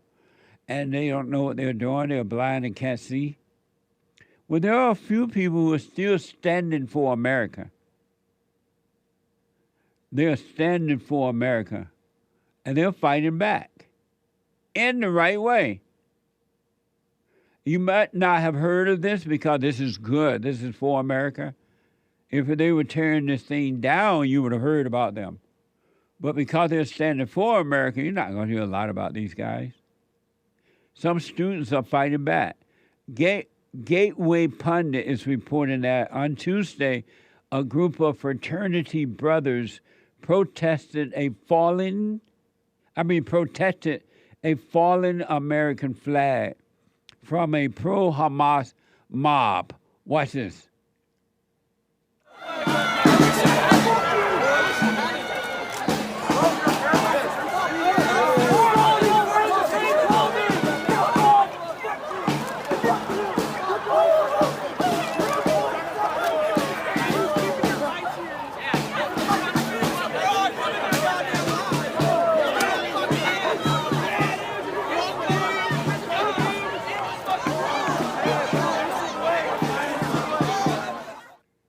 Right on that.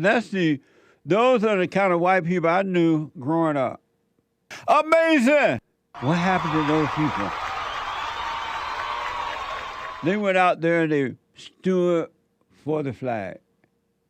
And they were smiling as the enemy was as the devils, which are the enemies of America, was having a fit about it. They were smiling. Those are the kind of guys that made America great. They built America. They founded America and made the greatest country on this side of heaven with the help of God. Where are those people? There they are. It doesn't take but one or two. It doesn't take but a few. If one person should take a stand, they can change the world. Look at Donald Trump, changing the world. What manner of man is this? The devil the crowd. You cannot stand alone if you're of your father, the devil, if you have anger. But when you get rid of anger, you can stand alone. You have whole heaven with you. Good, guys. Congratulations. And one last example of another white man standing for America, at least in this case. Oh, I want to go to clip 2-2B here in a minute. And he's hated for standing up. The crowd hate the one. Look how they're going after the great white hope. One man taking a stand, and the world is going after him, trying to destroy him. No. They feel the same way about Elon Musk now. This is from Modernity News. Modernity News. An Australian senator called for Elon Musk to be jailed for life for refusing to adhere to Australian government's demanded to remove a video of the brutal attack on a Christian bishop in Sydney. Watch this from Sky News and X. I think he's a social media knob with no social conscience. He has absolutely no social conscience. Someone like that should be in jail and the key be thrown away. That bloke should not have a right to be out there on his own ideology platform and creating hatred, showing all this stuff out there to our kids and doing all the rest. I'm very interested to watch what the US is going to do with TikTok. I don't know, whatever Elon Musk is on, it says that that's okay to continue to air that is absolutely disgusting behaviour. And quite frankly, the bloke should be jailed. Quite frankly, the power that man has, because of that platform that he's on, it's got to stop. It has absolutely got to stop. And the devil wants to stop good. It can't happen. The devil cannot stop good. The devil has no power. He has none. It's been done. He's been finished. And this woman is representing the devil. She's evil. I guarantee you, if the Christian had gone in and done this to a Muslim or someone, this woman wouldn't be feeling that way. She wouldn't be mad at Elon Musk for having it up there. She wanted to stay up there. But it's happening to the Christian, and she doesn't want it to be revealed. A Christian was attacked, a bishop attacked, brutally attacked, and she doesn't want that to be shown because it's white, it's Christian. But I bet she would be okay if a Christian had done that to an Allah person. What an evil, evil. Look at the people involved in our country trying to destroy America. Mostly women, mostly females. And the stupid men are following the female, and they're going to pay the same price that Adam paid when he followed Eve. They're going to suffer this. Every time you listen to the woman, you will suffer. Ain't no way around it. You can deceive yourself, pretend it's not going to happen, but it will. You're going to suffer, men. That woman has no business in politics. She need to be in the kitchen, barefoot and pregnant, and obeying her husband. You would think that somebody move out of the neighborhood, fine. They move back in, fine. No big deal. You're in America, you can do what you want. But human beings fight over land. They don't even own or control it, the most part. Oxford is reporting that gentrification is the process whereby the characters of poor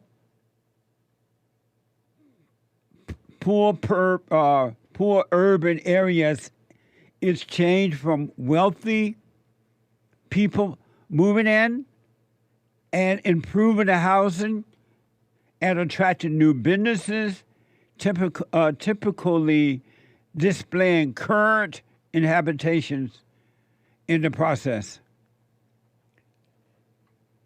where did all this come from?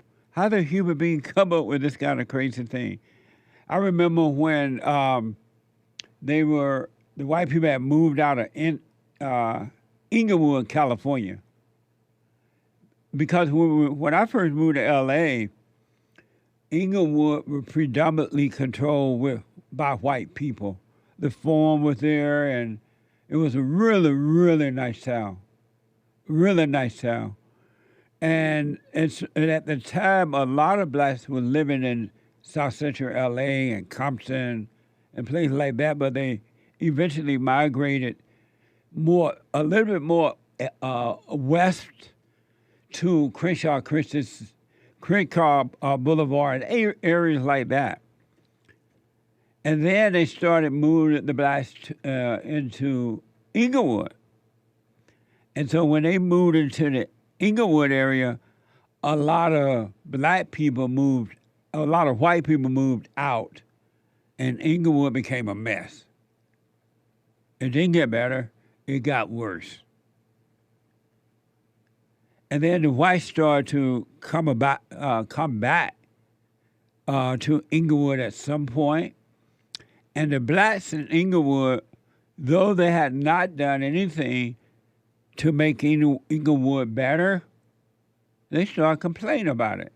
Gentrification. The white people coming back. And now the costs are going up. It was a mess.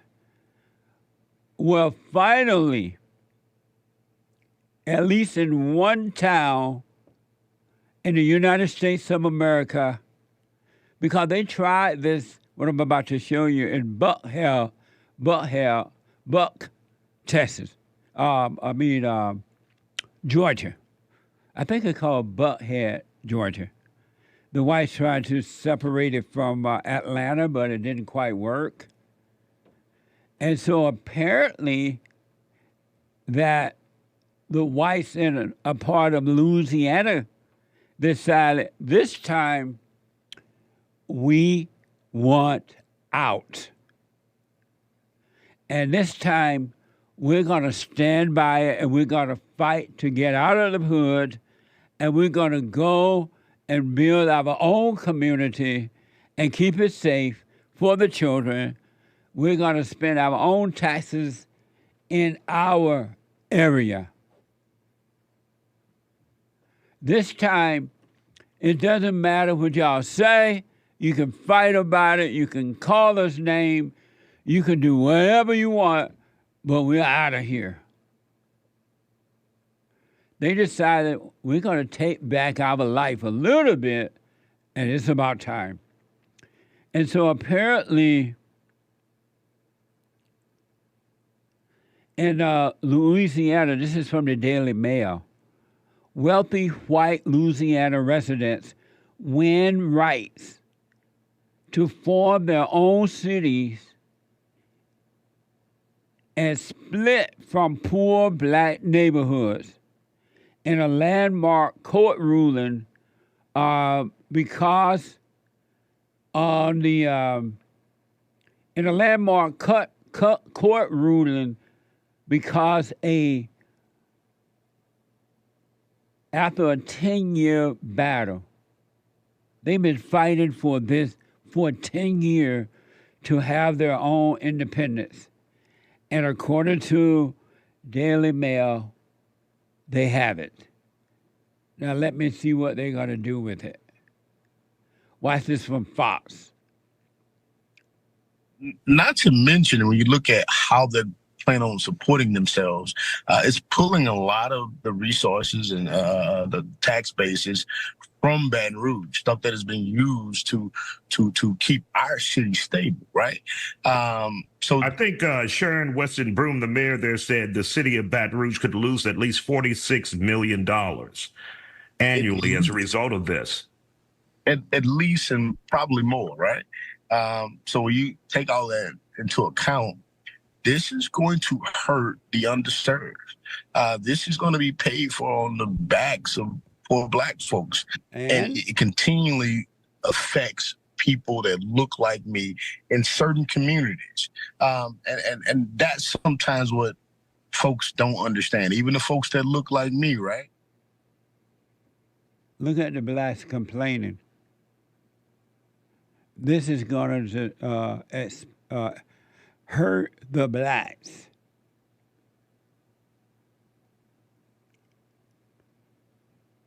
So y'all need to make your mind up what you want to do, what you want white people to do. Either you want them to move back in your community or you don't. If they move back in, you're angry about that. If they move out, you're angry about that. And also, those two males that you just saw discussing this issue, why do you care? What's wrong with you that you can't take care of your own self? Why is it that everything that white people are doing, you're trying to take it away from them because you can't take care of yourself? What's wrong? And then the blacks in Louisiana, they're relying, and not all, but they're relying on the government to take care of them anyway. And so the money that the white folks are taking with them is their money. Because the blacks won't work for themselves. They won't take care of themselves. They're looking to somebody else to take care of them. If ever we needed you, Lord, we need you now. Congratulations to those white people in Louisiana who fought for 10 years for your independence. Now I hope you take advantage of that. Take care of your own areas. Take care of your children. Take your tax dollars and use it to make your life work. Because it's not going to change for the whites, for the blacks, until they just have no other choice but to take care of themselves. Congratulations. Really. About time. They fought for it. The whites did. They stood up. And now the blacks are calling them racist because they moved out. Oh, they don't want to be around us. Why would they? They got to take care of their own children at some point.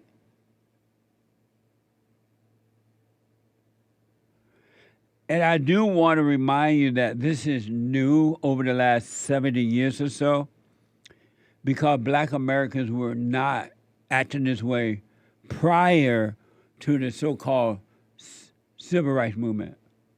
This is new. Black Americans, and I'm a witness to it, took care of themselves for the most part. We were not taught that we need to rely on somebody else to take care of us. But when the blacks gave up their lives to the so-called civil rights movement, and they stopped taking care of themselves and relying on the civil rights so-called movement to think for themselves, do for themselves, the blacks stopped taking care for themselves. And look what you have. Look what you have. Good for the citizens of Louisiana. And believe me, these people, you're not done yet. They're going to be calling you all kinds of names for taking care of yourself. And finally standing up and say, no, it's about time.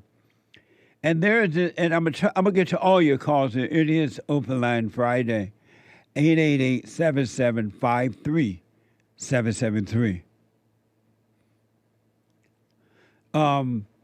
There's this black guy by the name of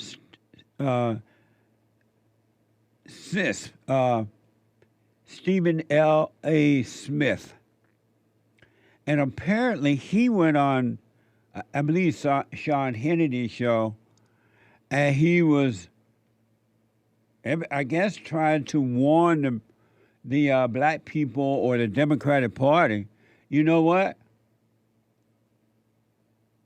Y'all better wake up. The blacks are turning to Donald Trump because you have nothing to offer them.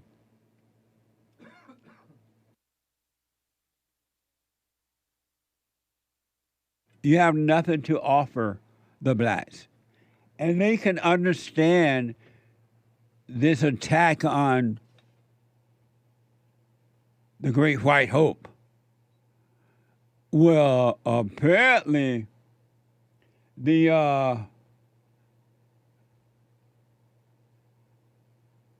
you. The blacks are upset at Stephen Smith for rebuking them. This is from the Charlotte Observer. Stephen A. Smith comments on Trump's trial upsets upsets many, claiming black Americans can relate, drawing a criticism from the NAACP and others. And I want to give you a few of the this soundbite what Stephen A. Smith had to say about the Great White Hope and the blacks and what's happening, and the criticism from the NAACP and others about it. This is in Stephen A. Smith, the first soundbite from him. Watch this. And obviously, I'm talking about Donald Trump. I was a guest on Fox News' Sean Hannity's show last night to discuss the upcoming election, the trial, and Trump. Some people weren't happy about what I had to say. Take a listen. But I got to tell you something.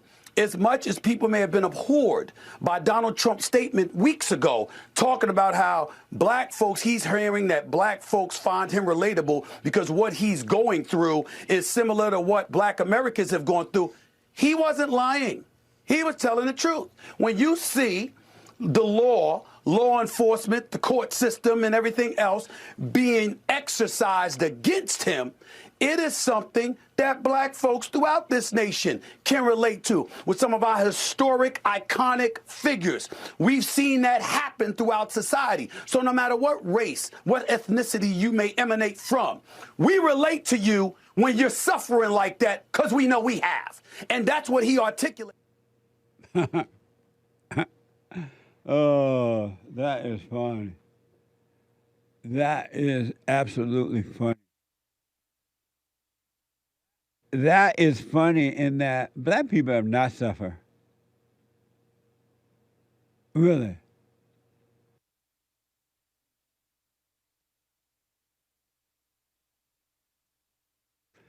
Black people have not suffered. Okay. They have not. They have not suffered. It's just not true. You've been lied to.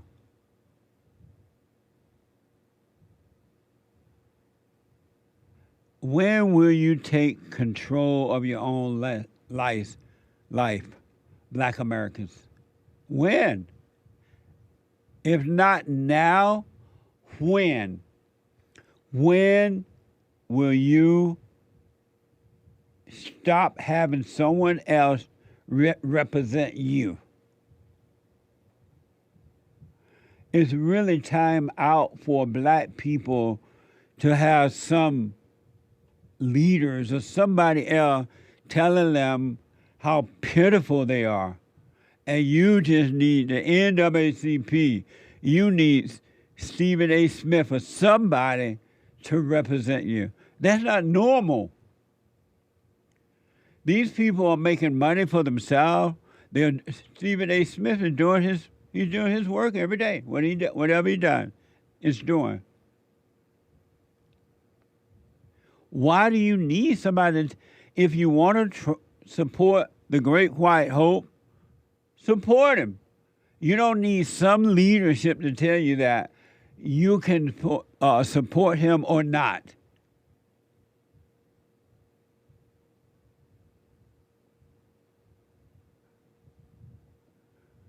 Here's another clip from Stephen Smith. Watch this.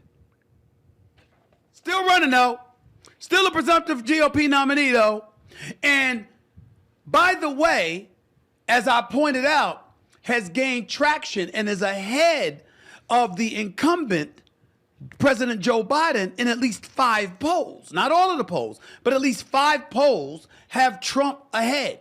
Now, before I go a bit further, getting into us as black people, because we know how we can be now. Okay? Not all, not some of us, but I'm just talking about some of us from our community. We know how the hell we could be. We're going to have that conversation in just a second. Why am I bringing all of this stuff up? Because the second black folks find somebody from our community that doesn't march 100% lockstep with one another, they a sellout. They this, they that. Shut the hell up. Shut the hell up. This is getting ridiculous. Okay? Trump is winning. Y'all just gonna stand still? Talk about a group mentality, right? How are you going to ever get free if you have that type of mentality? How? Why do you need Stephen or Jesse Peterson or the NAACP and all these crazy liberals telling you how you should act, who you should vote for, and then how pitiful you are? Why? These people can care 2 cents about you. There's no such thing as the black community.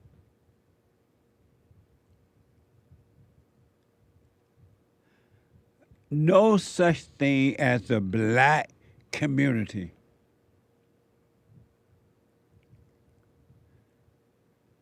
Why? This is like 2024. If you want to support the Great White Hope, you don't need the NAACP or anyone else to tell you that. Aren't you like grown? And if you disagree with Stephen A. Smith, okay. It's called America.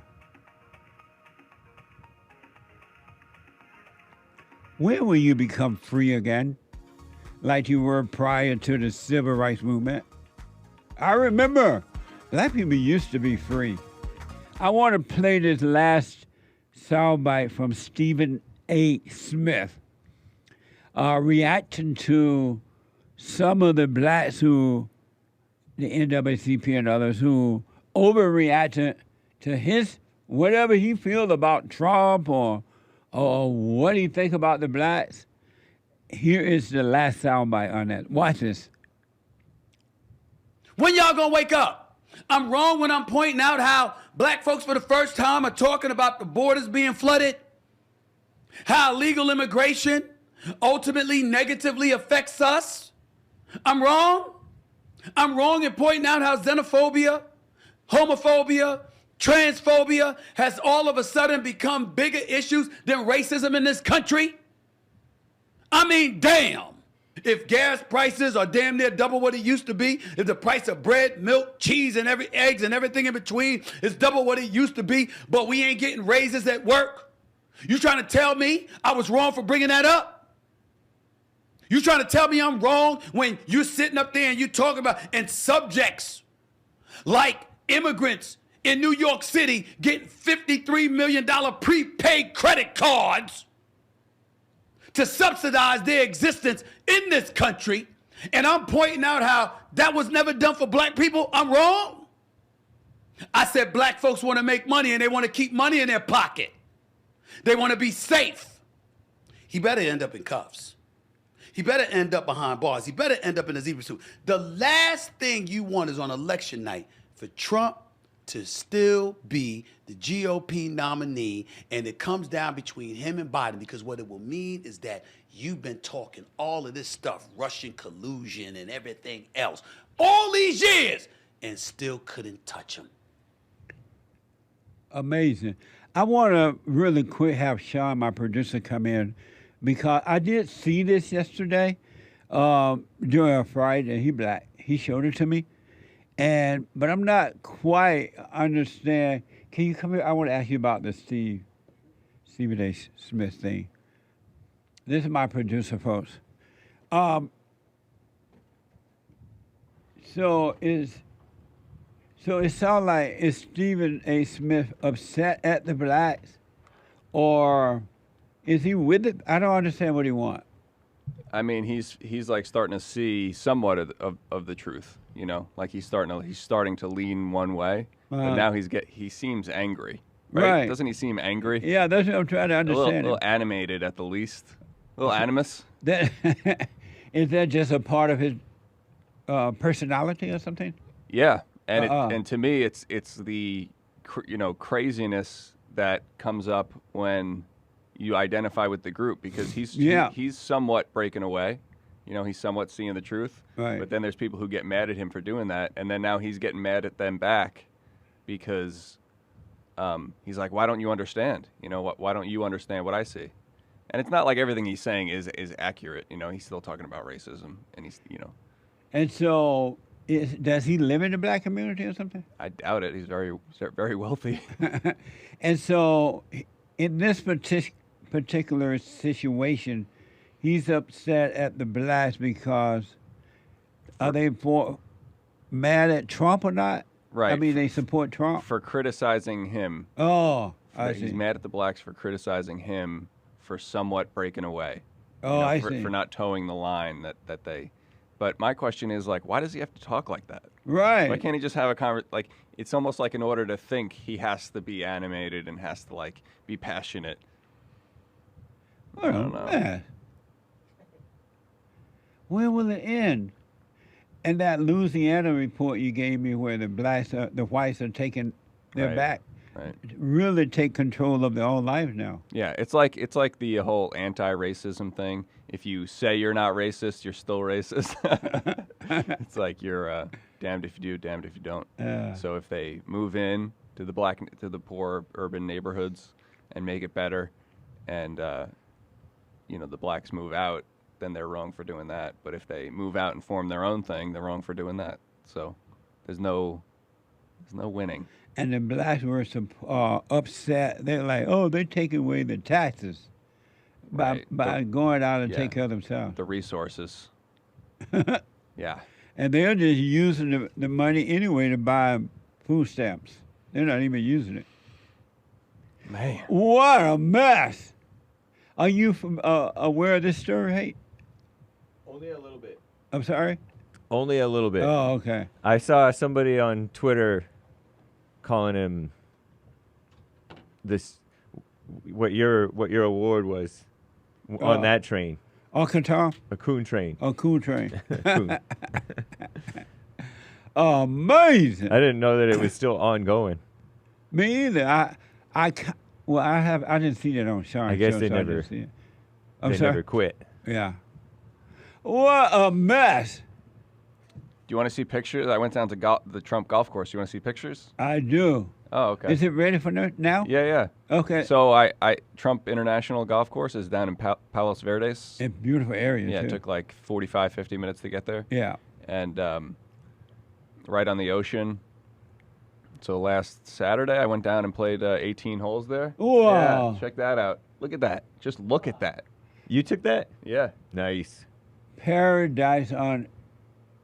Amazing! Wow. Yeah, that's the driving range. That is so white of you. Yeah. What the? People just want a first-class life. That's right. Hey, you took a picture of the obvious globe, by the way. So crisp. Is that you on the field right there?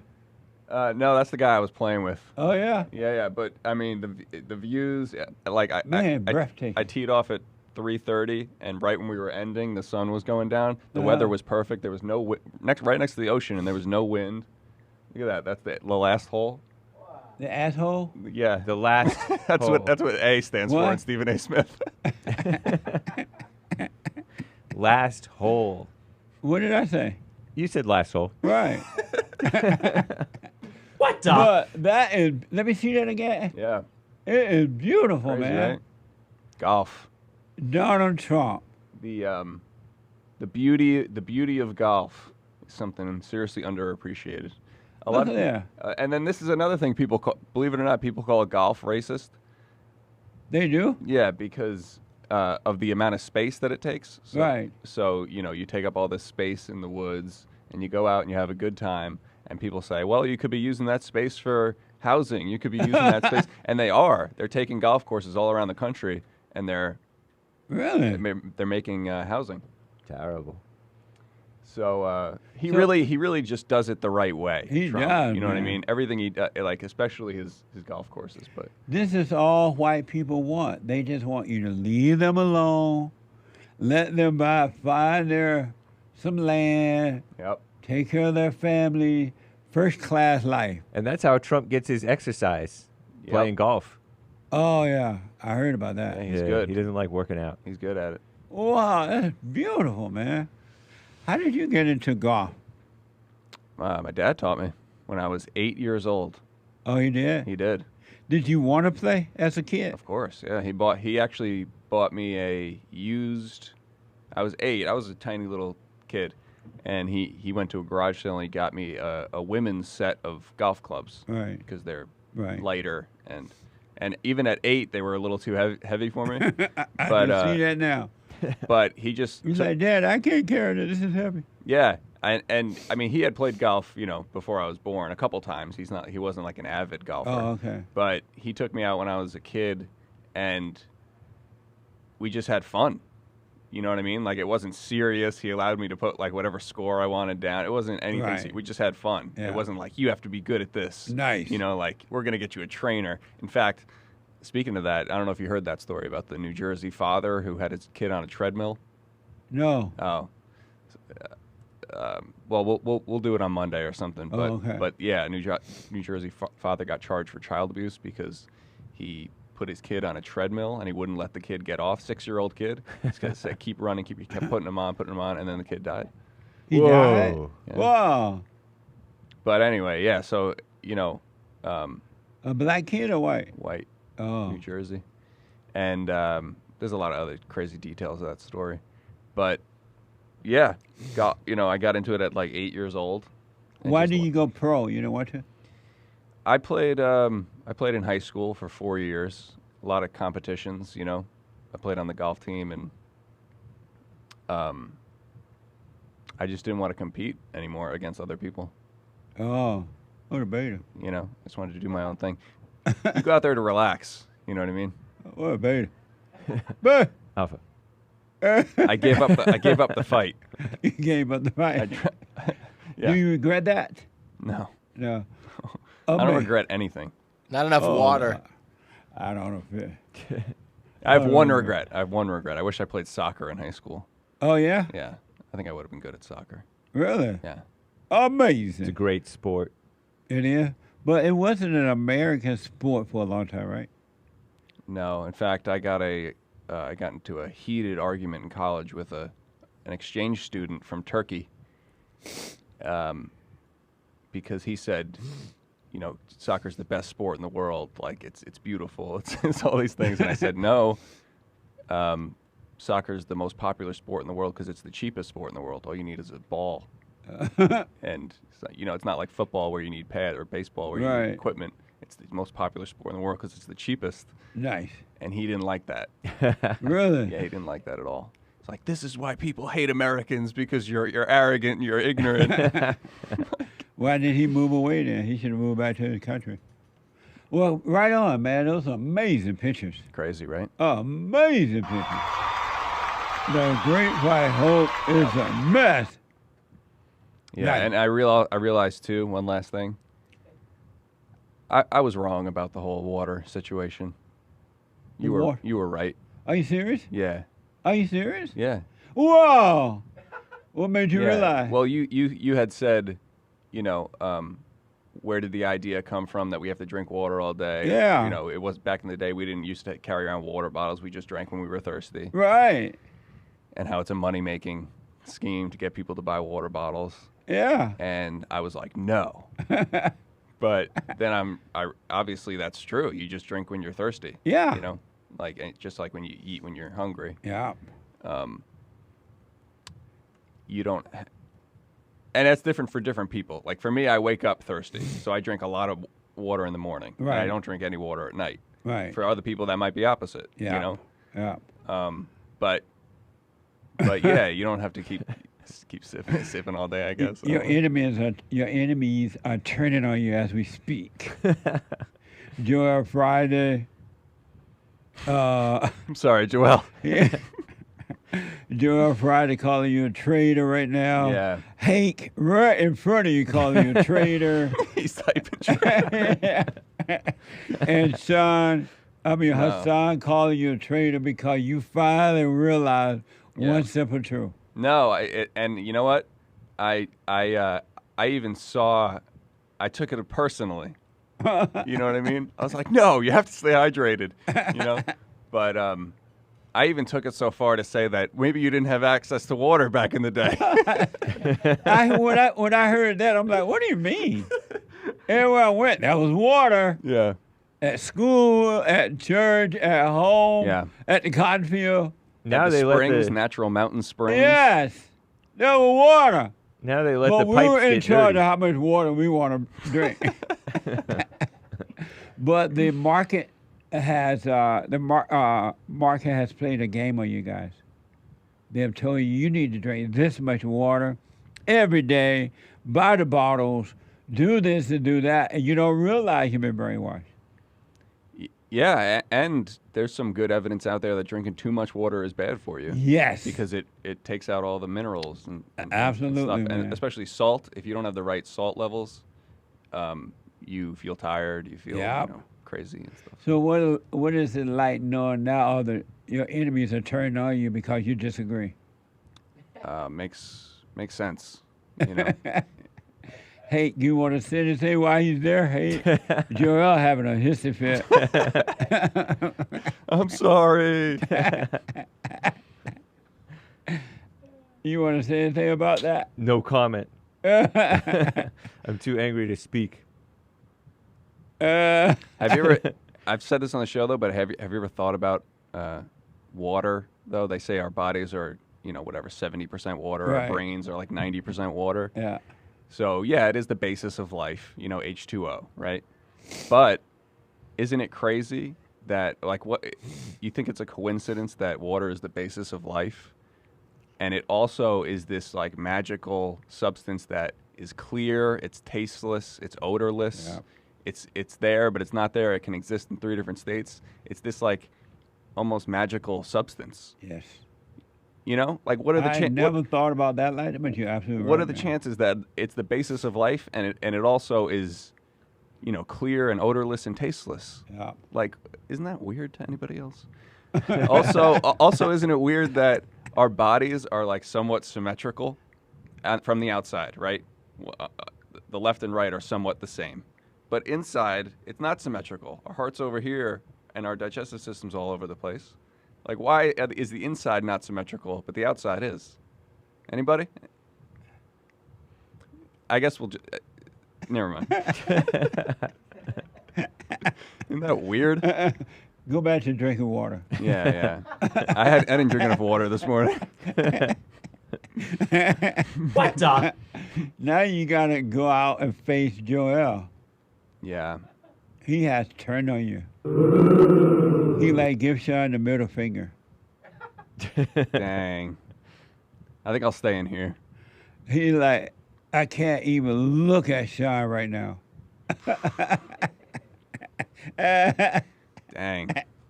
It's okay, Joel. You can still drink your bottled water. Amazing. Even Hassan turn on you. That's all right. Amazing. Thank you, man. Amazing story. Do you want to comment on the Biden thing he just mentioned? It is interesting. that we are symmetrical on the outside, and it's like it's all messed up everywhere on the inside. Like cows. Cows have all kinds of stuff going on the inside too. Innards. And horses. You eat grass? Yeah, well, not grass, but it resembles grass. I used to eat a lot of weird stuff when I was a kid. I used to eat dog bones, wishbones. You know the wishbones? Are you serious? I used to eat those. I used to eat frozen peas. Doggy treats? Frozen peas. I used to love frozen peas. And then I used to eat raw oats. Like raw oats. What's wrong with dry? Yeah, just dry raw oats. Whoa. And so you used to eat dog bones? Yeah. Wishbones. That they sell at the market at the store? Yeah, Wishbone is like a classic brand of dog bones. Did your parents, I already regret saying this. I know, I People bet. hang on to it. Did your parents know you were eating that? I don't know. Maybe. But I thought those were dirty, clean enough for dogs, but not clean enough for humans to eat. What do you mean clean? Not dirty. Like it was too dirty for humans. I don't know what's in them or what they're made of, but I liked it. Joel's like, now I'm looking like the beta male. He looking like the beta male because you realize we've been played Right. by the water. And then I said the thing about dog bones, and it switched back again. Hey, while you here, I want to hear this story about the alligator that's missing or something. Amazing! We have it right now, and it's from CNN, I believe, right, Sean? I have it from CNN. What? Oh, you ready? He's away from his desk. Well, we'll see who it's from, and then I'll give credit to. Watch this. What began as a trip to visit friends in Brunswick, Georgia, became a nightmare for owner Joey Henney. I came out and I saw he wasn't in his pond. I thought that was weird, and I looked in the enclosure here, and he was nowhere to be found. Wally is Henny's emotional support reptile. The friendly gator has appeared in community events and fundraisers across South Central Pennsylvania. Henny says he's scared to lose his reptile companion. Why? Why can't people let stuff like that alone when they're doing good? His only lead is a tip from a friend of a friend. Apparently this guy around 30 years old was in there bragging how he stole Wally. Apparently he has him in his house, in his basement. So I don't know. We just got to find out. Henny says he waited to file a report because he didn't have the right permit for Wally during their visit. Fox 43 reached out to several agencies who may be involved in locating Wally, including Brunswick Police Department, for a comment, but did not receive a response. All Henny can do now is wait. If he is returned unharmed, there'll be no questions asked. You get the reward and just go. You know, we just want Wally back. I need him back. What a beta. Oh, my God. That's disgusting. That's from Fox, I'm told. And so Kristi shot her dog, and they having a hissing fit over, where's Wally? What do you think about that story? That's terrible. What's terrible? Well, it's terrible all around. You shouldn't be stealing people's emotional support reptiles. Maybe Wally wanted to get away. Maybe. And find his way back to the water. But it's also terrible that this grown older man is so dependent on It's hard to anything. believe, man. It's bad enough. I say it's bad enough. It's to me, it's like just as bad to be dependent on like a woman or any other person. Right. But Absolutely. it's also even insane to be dependent on an animal. And you're a grown man. Yeah. It's not like some White-haired. kid playing with an alligator. No, this is an old guy. If ever we needed you, Lord, we need you now. I hope they never find Wally. Whoa. But that would be for the good of the man. Come honestly. on, man. Maybe that man, right. Maybe he'll wake up again to life. Just what he needs. I hope he doesn't try to take an airplane. America is over. You better hope the Great White Hope get in there in November, and they'll try hard to make sure he doesn't. That should say something to you. Have you ever seen any effort to stop somebody from becoming a president in the United States before, as they're doing with the Great White Hope? And if you have not seen it, and you haven't, why don't you ask, well, why is it that they're doing this to one man? They want to take over your country, and he's in the way. They want to take over your country in order to control you, and Donald Trump is in the way. And they're so accustomed to have power now, they don't want to give it up. And Donald Trump is in the way. And this is about control. It's about getting rid of the Christianity in America. It's about getting rid of white people and take total control of the country. I would suggest you wake up.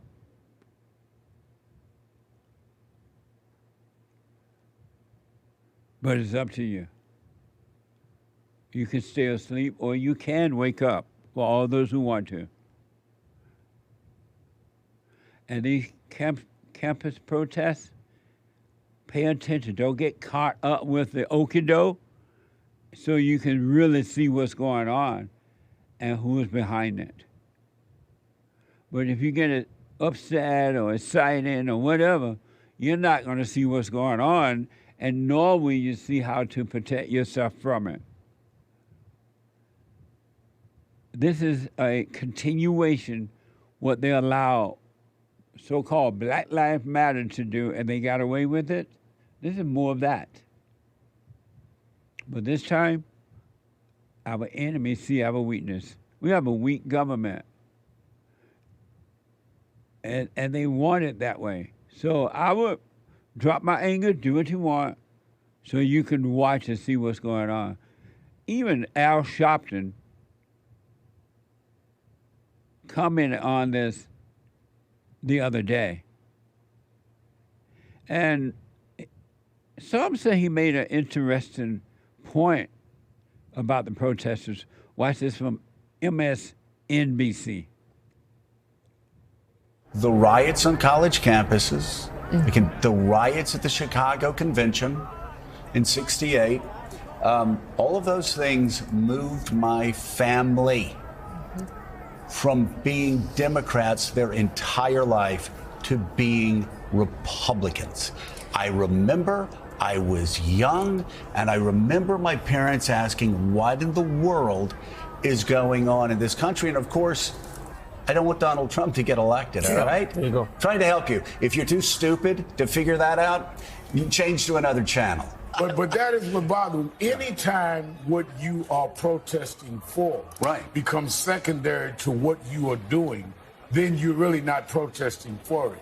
And you, in many ways, dramatize what we did in Vieques, what I did later in other situations, was to bring attention to a cause, not become the cause. Right. And what is troubling me about a lot of this is they become the cause. It's about them. I would like for you to show me one cause where it's never been about them. Even the so-called civil rights movement. And that was supposed to be a so-called legitimate cause, but it wasn't. It was about the so-called leaders of the cause. It was never about the people. They wanted to get in so they could get so-called power to earn a living for themselves. It was never real. The same thing here. It was never real. Same thing here. No different. The civil rights movement, just like the so-called Black Lives Matter movement, it was never about the people. Where are they now? It didn't do anything to help the blacks. Zero. But the blacks were used to destroy America. And according to the report, when Black Lives Matter got where they want, where are they now? Dinesh D'Souza make an interesting point about the protest. Watch this from Dinesh D'Souza. Trying to figure out the motivations of these students is not all that easy, but it seems to me there are kind of almost two different ways to look at them. One is the students are potential terrorists. They are revolutionaries. They are motivated by hatred of Israel. These are people who are, in a serious sense, taking sides in a distant war. That's one view of it. Here's another view of it, and that is that the students are lost souls, and the students are yearning to be part of some great struggle. And there is no great struggle that they're part of, and there's not one kind of on the horizon either. And so they adopt a great struggle in fantasy, and they replicate the fantasy on their own campus. Amazing.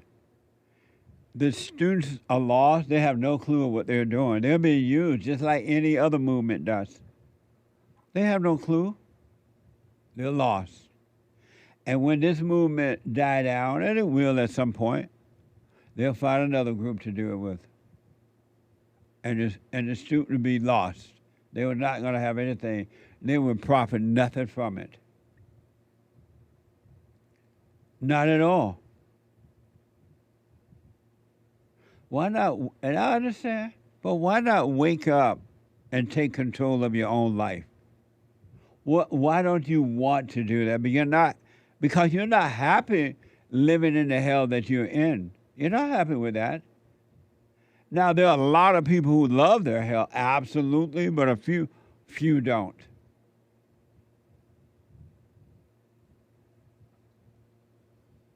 What a sad way to live. My country is gone.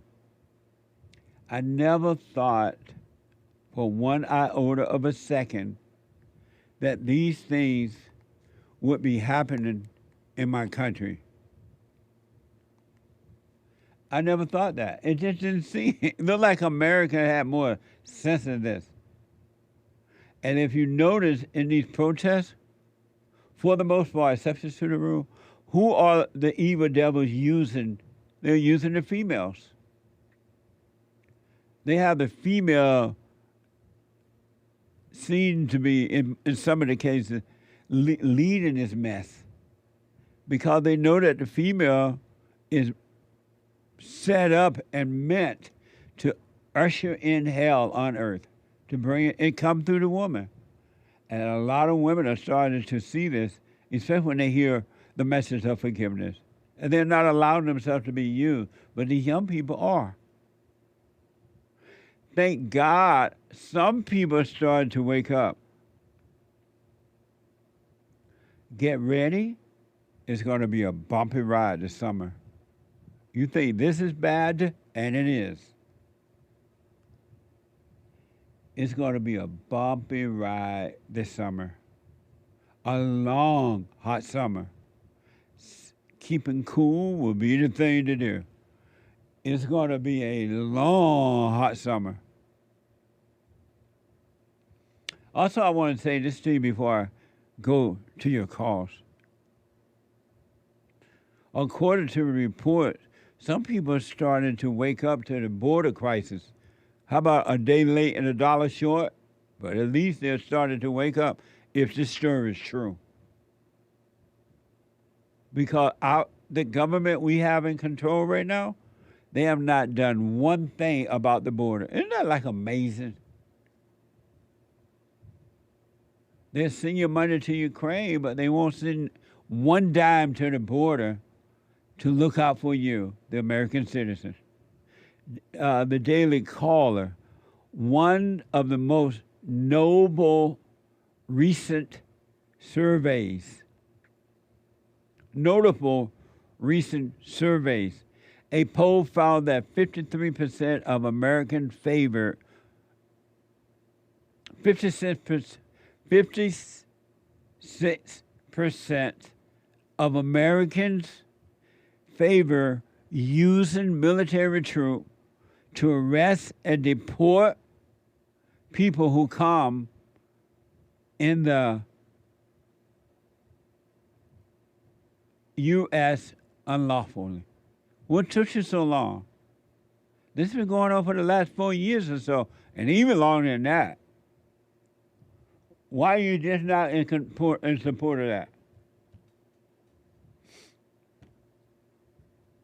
And people are still coming by the drove. And now the American people are in support of stopping it. They want to even use the military to stop it. Dollar late and a day short.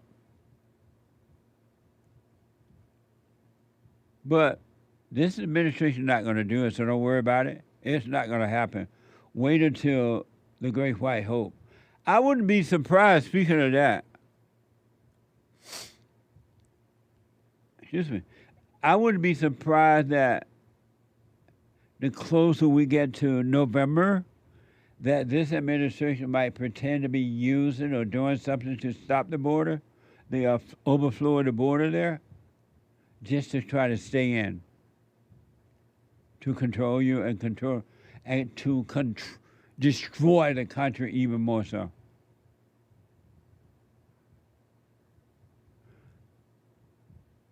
May God have mercy on my country.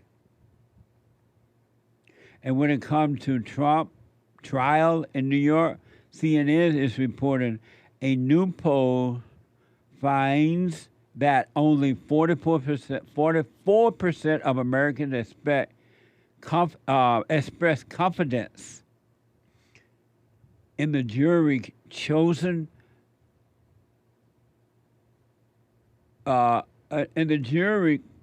chosen for the case will be able to reach a fair verdict. That's a sad commentary for America, but that's the way it is. While 56% more skeptical that a fair outcome is in the cards. This is in America. And the way they, according to the report, the way they treated Donald Trump in this trial, I didn't know the court can do this. I didn't know they were allowed to do this, and especially to a man that was the president of the country before.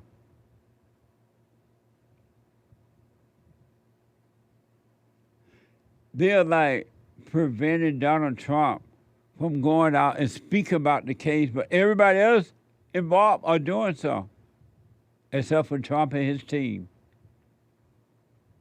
I didn't know they could do that in America. The court's gone wild. But since it's a white man that this is happening to, Donald Trump, no big deal, right?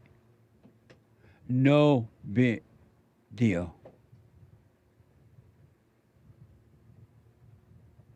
Some people are still asleep. Wake up, America, before it's too late. The Hill is reporting that New York City Mayor Eric Adams said it was despicable that the U.S. schools would allow another country flag to fly on their campus. Watch this compilation. And it's despicable that schools will allow another country flag to fly in our country. It's despicable that schools will allow another country flag to fly in our country. We want to act like these isms don't exist. We want to act like everything is a wonderful world, and it's just not.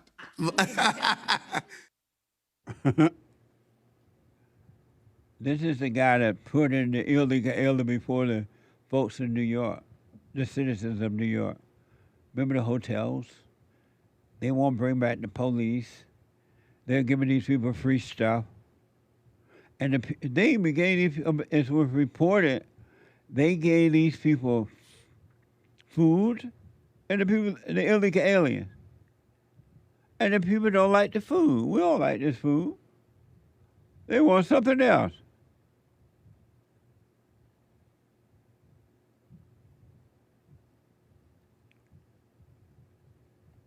And they're putting women in control because the women are not earning it. Women were not built that way, right? They'll put them in control to make sure that the country never returns.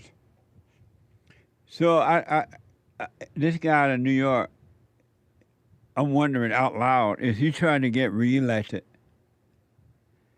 Why doesn't he join with the governor of Texas and send those illegals back if he really want to get reelected? So listen, I want to go fast with this. We started on this story a couple of days ago. We didn't get a chance to finish.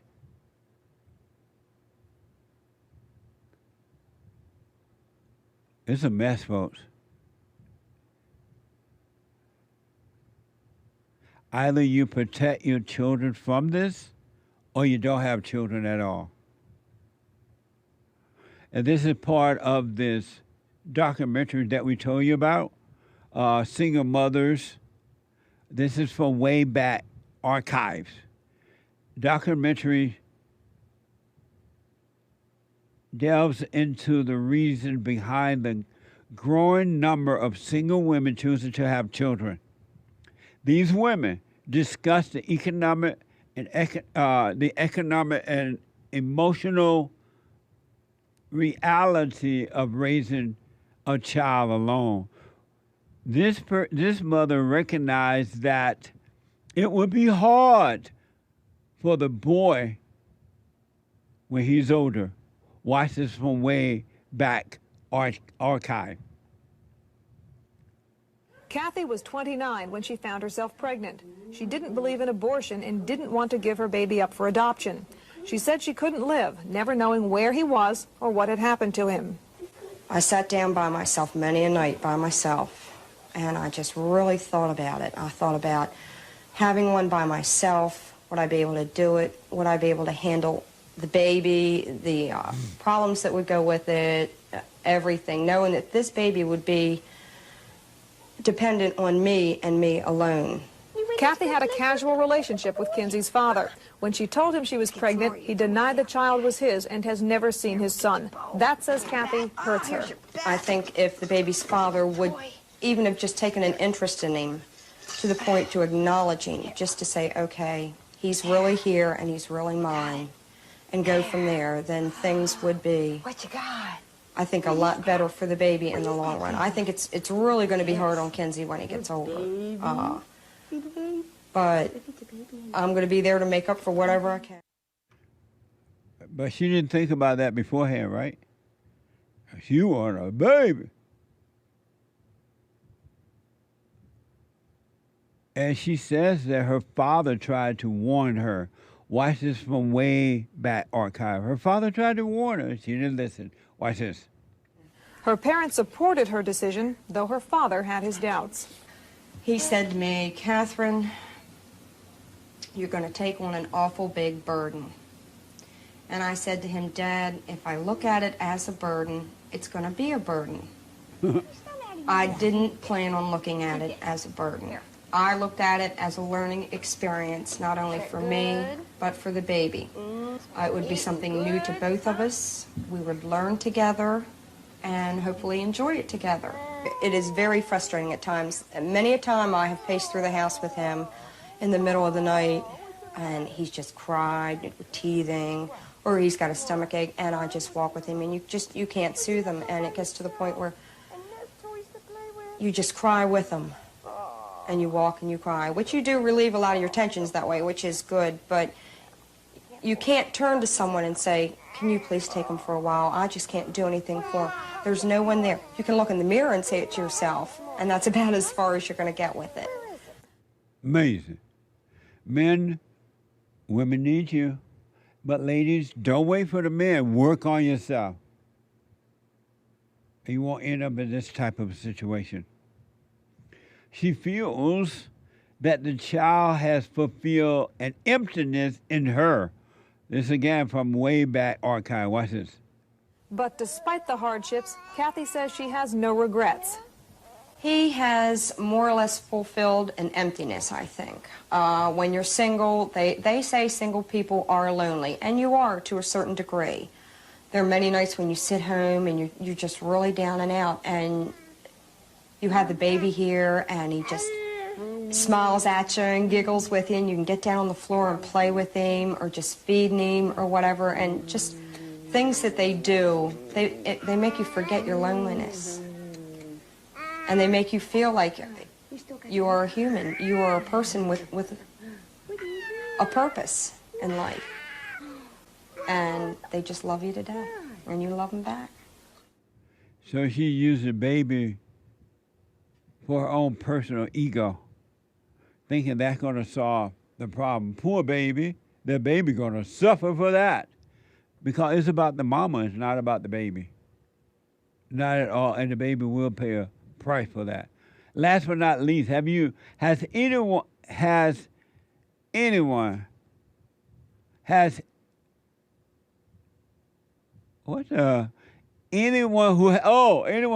anger is a female. Watch this from TikTok. I'd like to address yet another stupid Republican talking point that is destroying our world about climate change. But before I do, I want to address my own caustic attitude and tone. I don't like it. I don't like talking like this. I don't like being like this. In person, I prefer to see the best in people and relate to people through common humanity, even when we disagree. In this case, yes, it is true that the climate does naturally change. 12,000 years ago, the end of the last ice age allowed humans to proliferate through the world. But it's also true that humans affect climate, It is possible to have a morning and an afternoon. We have 8 billion people on the planet. We have never seen anything like this in the history of humanity. When we say environment, it's not some woo-woo liberal thing. It's our house. Wake up. How would you like for that to be your husband, ladies? It would be like two lesbians together. What a mess.